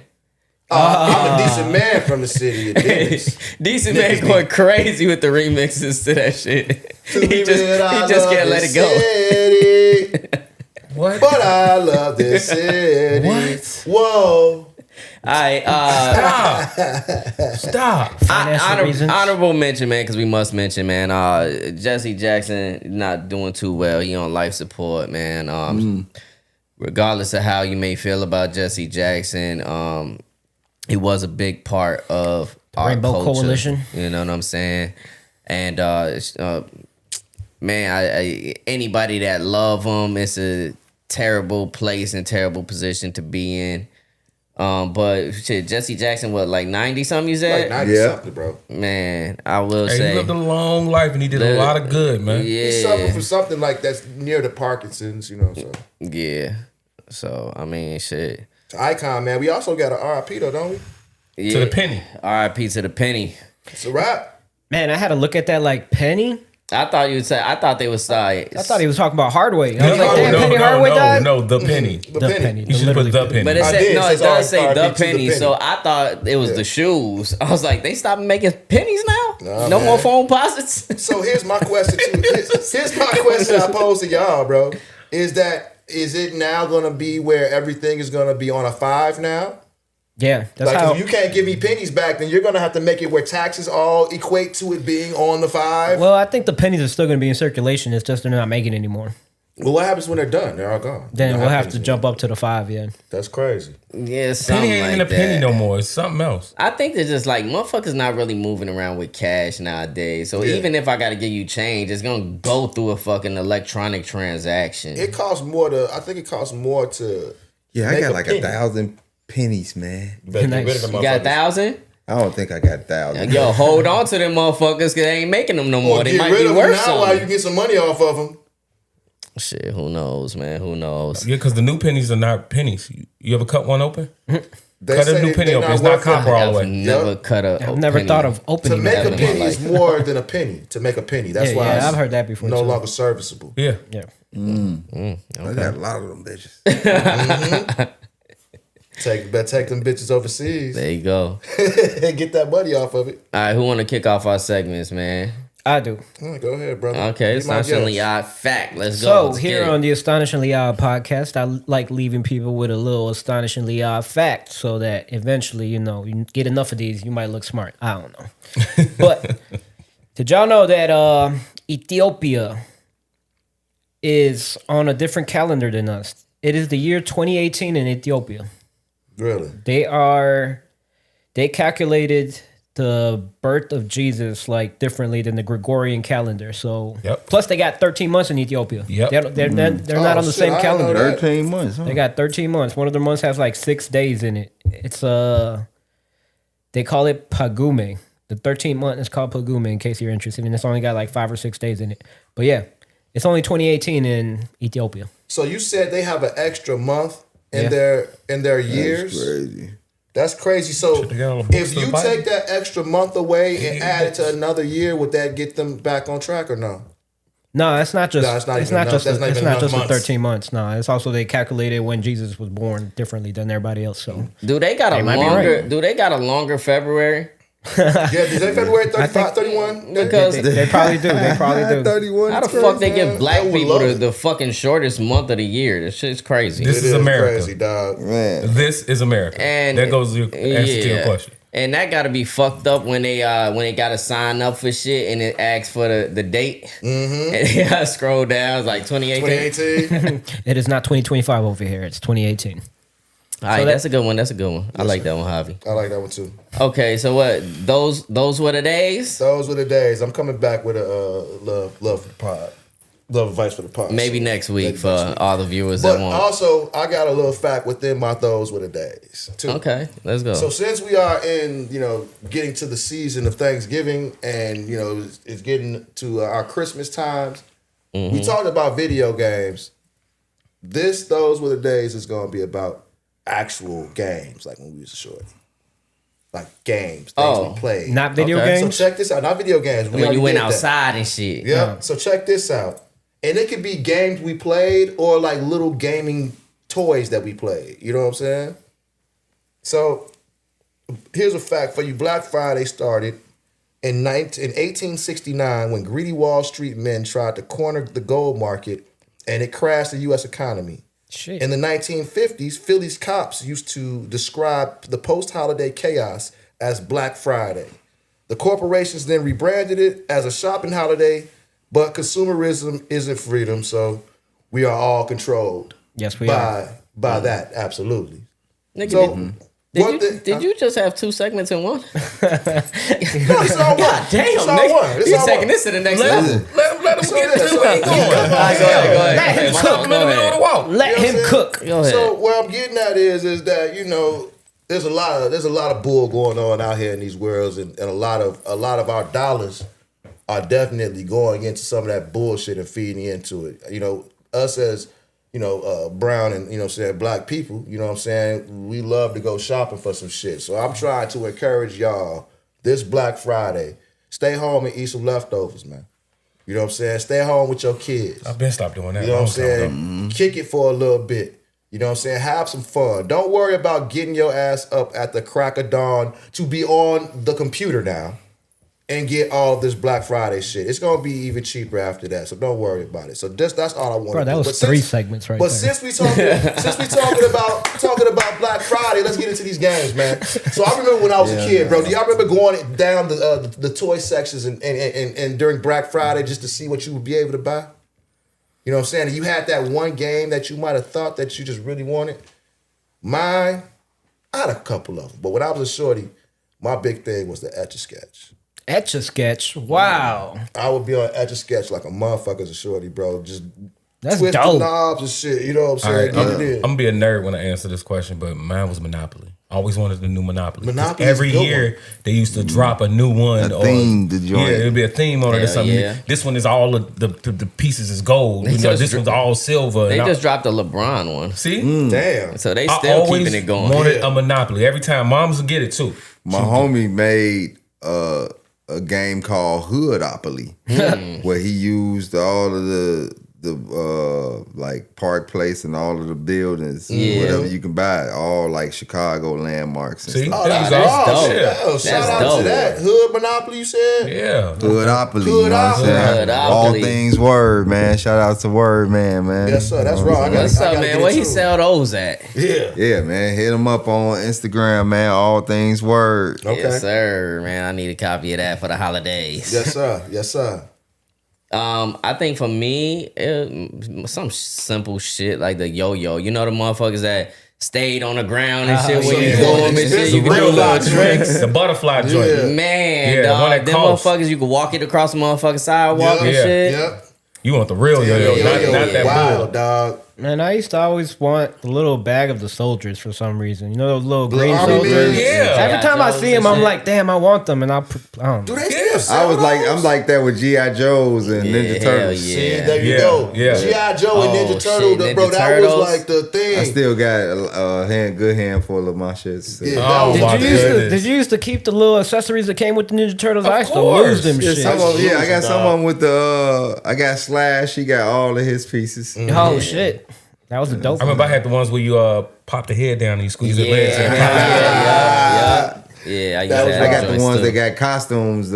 Donatello was a detective. Yep. Oh, I remember that Michelangelo shit. was I a had Beach that. Boy. Yep. Raphael was a baseball player, and I don't know what Leonardo was. Forgot. Anybody A ever? football player. Leonardo was a football player. I ain't have all of them, but I had that Donatello for sure and a Michelangelo. Yeah, I had a Anybody mic. had a van? Nah. I never had I had the van. I always wanted I that. had the van. Wrong. That shit used to shoot pizzas, right? No, Never that had was the second April one. neither. That was the second one. April is wild, dog. Yeah, You had April? I never had April. Never had April. Oh, yeah. No, never had April. Damn, man. I had the van, but I ain't had the one that shoot pizzas. I had the one before that. They had one right before that. Then the next one came out and they had pizzas, and my mom was like, "I'm I not still fucking buying got it." Casey Jones too. Casey What? Jones. I had Casey Casey Jones. Jones. Still G. got I Oh action figures. definitely man! had Casey Jones. He was my favorite. Cause didn't he come with different masks? Hell yeah. Mm-hmm. And No, different not weapons? the very first. The very first one stuck was Was the just- mask stuck yeah, to him. okay. Yeah, you couldn't take it off. Yeah, that's the I got the old ones. Okay. You know what I'm saying? I do it. I feel you too. I remember used that to- might have different I masks. used to love bats. the like the little game things like Connect Four and shit. Like you Oh, would get yeah, one always. of them for somebody. I still got Hopefully Connect you'll 4 get right one. You'll get Battleship or something like Yeah. that. You know what I'm saying? Yeah, those are games you go to the fucking doctor's office and they sitting up there in the front. Yeah. All right, do we got a black fact this week? Of course, we got a black fact because everything in America is made by black people. Facts. Everything great. We make everything. I don't know what the hell Donald talking about, but we make everything. All right, so we're gonna talk about Josephine Garris. Later, she remarried, and I believe I don't want to mess up her last name. It's like Koshran. I'll send you the picture and You everything. definitely messed that shit up. I know I did. All right. She was an American inventor who invented the first successful hand-powered dishwasher, which she designed and constructed with the assistance of her mechanic, George Butters, who became one of her first employees. Once her patent was issued in 1886, she founded a company herself, a manufacturing company. She manufactured her machines, and she was trying to sell them to households, but everybody didn't have hot running water. Mm-hmm. You already know you got water dishes. Who the fuck washing dishes in cold water? Right. So when she presented it to who was it? It was like a World Fair, and it was her way of getting it into hotels, getting it into restaurants. So it went way bigger than she thought it was going to be because she was trying to make it for the people. But who got running hot water? Hotels and restaurants. That's right. So that's where she made her money at. First dishwasher. I think she redesigned it like twice now that it was for businesses. Mm-hmm. And that woman made bank off of that. And her company later on gets turned into KitchenAid. Oh, for real? Yes. Hey. Damn. So, hey, be very thankful that you ain't got to get them yellow gloves on and now you just slap them in there and press them buttons and stuff, man. Like, I was like really blown away by this because I was like, I didn't know that. Yeah. You know, you always think it's a man made something. And then when I saw it and I started looking up and I was reading this and I'm reading back through it, I was like, damn, she got turned into KitchenAid. We still know what KitchenAid is to this day. Yeah, that's still a good dishwasher. Yeah. It is. But when they show the first one, it looks weird as hell, bro. It's like a little, it's like a little, you know how the old washing machines look? Yeah. It's like she repurposed one of those, Yeah. but you could see the dishes in it. It's like glass or something around it. And it had like a little sprayer in it, and it sprayed in all type of different directions and got all the dishes. But then you could turn it and rotate it so you can get, behind them and everything. Like, she really did her thing with that, even though for it to be all the way back in like 19, like, what was that? No, that was 18 because when she died, it's 18. Like, yeah, that was like 86. Damn. So because even when she passes, it's 1913. So this woman was way ahead of her time. Yeah, she was. Way Way ahead of her time. and build a corporate, you know what I'm saying, a corporation off of it. Yeah. That's right. That's why, everything. Oh, I forgot to tell y'all, that was my whole reason for picking her too. And she was from Chicago. She's born in There we go. She's born in There we Ohio. go. She moves to one of the burbs. When she gets it, she moves to one of the burbs with her sister. But then everything that she did was in Chicago. Yeah. There we That's go. what's up. That's what's So up. look, everything dope come from Chicago It too. always Shout out does, to sir. Dilla, man. Yep. Yes, sir.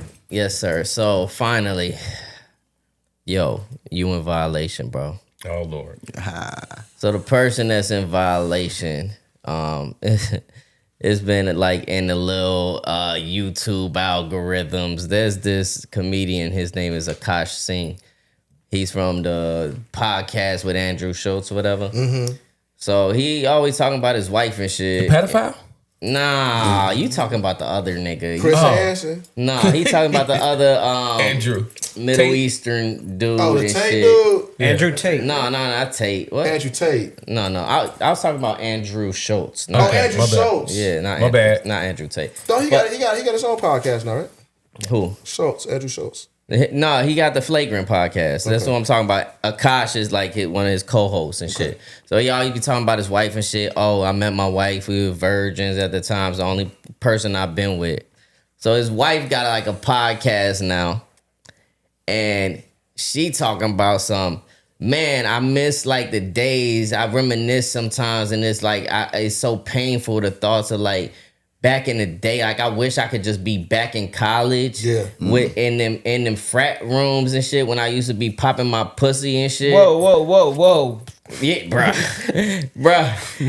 Like What? That reminded me of that What? Dave Chappelle skit when he was like, Stop "What's the it, freakiest dog. thing you've done?" Go bang old gangbang over here. Apparently, No, she did not say popping my pussy. popping my pussy. She Oh, said, man. man, if you think about all the songs that was out at that time, it was like, you know, you popped your pussy to them. I'm like, okay. Who says that? So look, that's not even where it stops. How old is she? She like our age, bro. So why would you be still look, saying popping pussy? So then on top of that, she got like a little podcast with one of her friends.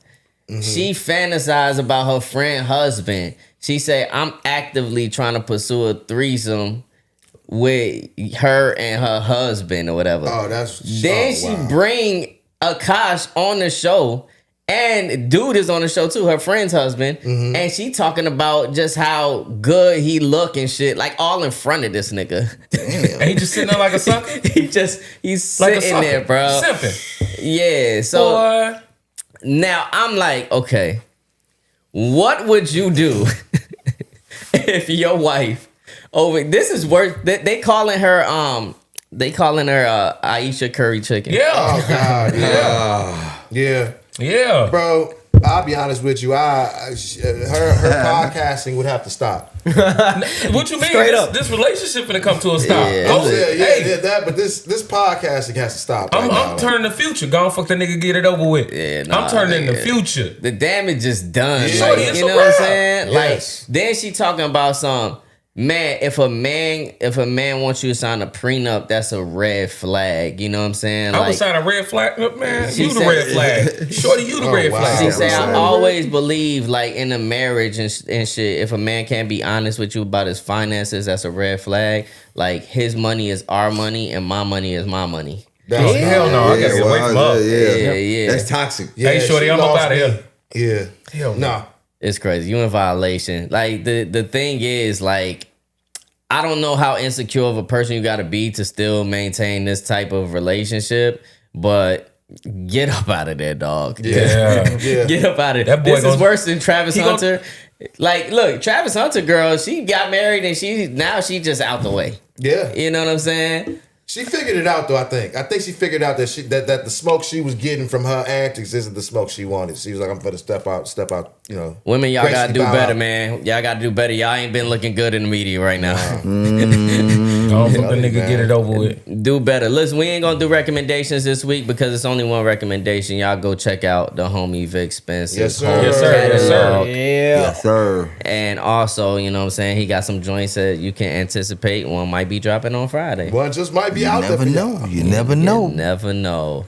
Once again, if you watching us, if you made it this far, Like, subscribe. We come on every Thursday at 12 p.m. Central Standard Time. Yes, sir. When did you start coming on Thursdays? Pause. Hard pause. Hard When did you pause. start listening? Whoa, Gross. whoa, You should whoa, be pausing yourself. Yo, son, what's wrong with you? How old are you? Listen, pausing yourself. we always been dropping on Thursday. What you talking about? But we never know. We dropped on Thursdays, but coming on Thursdays, we never did. Enough. Never Look, came, I never came on a Thursday with you around, Paul. So I'm saying,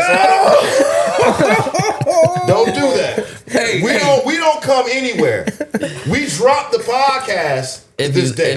If you listen, We don't come nowhere though, dog. If you listening to us on audio platforms, we are on Spotify, Apple Podcasts, Stitcher, Deezer, and I don't know what the fuck Chris Hill was talking about. All right. Oh my goodness. Run the tape back and see what you said, dog. I ain't never did none of that with you. Look, Listen, I okay, came on all right. Thursday because Wednesday was busy. Okay, I don't know. Maybe there was a twin or a sister. Yeah, maybe okay? is that Friday?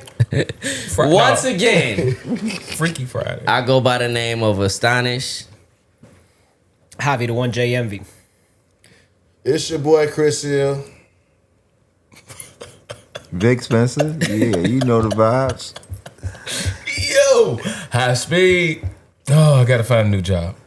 And we'll see y'all next week. Peace. Take care of yourselves. Peace. Peace. The Astonishingly Odd Podcast. Give me a sniff, dog. God damn.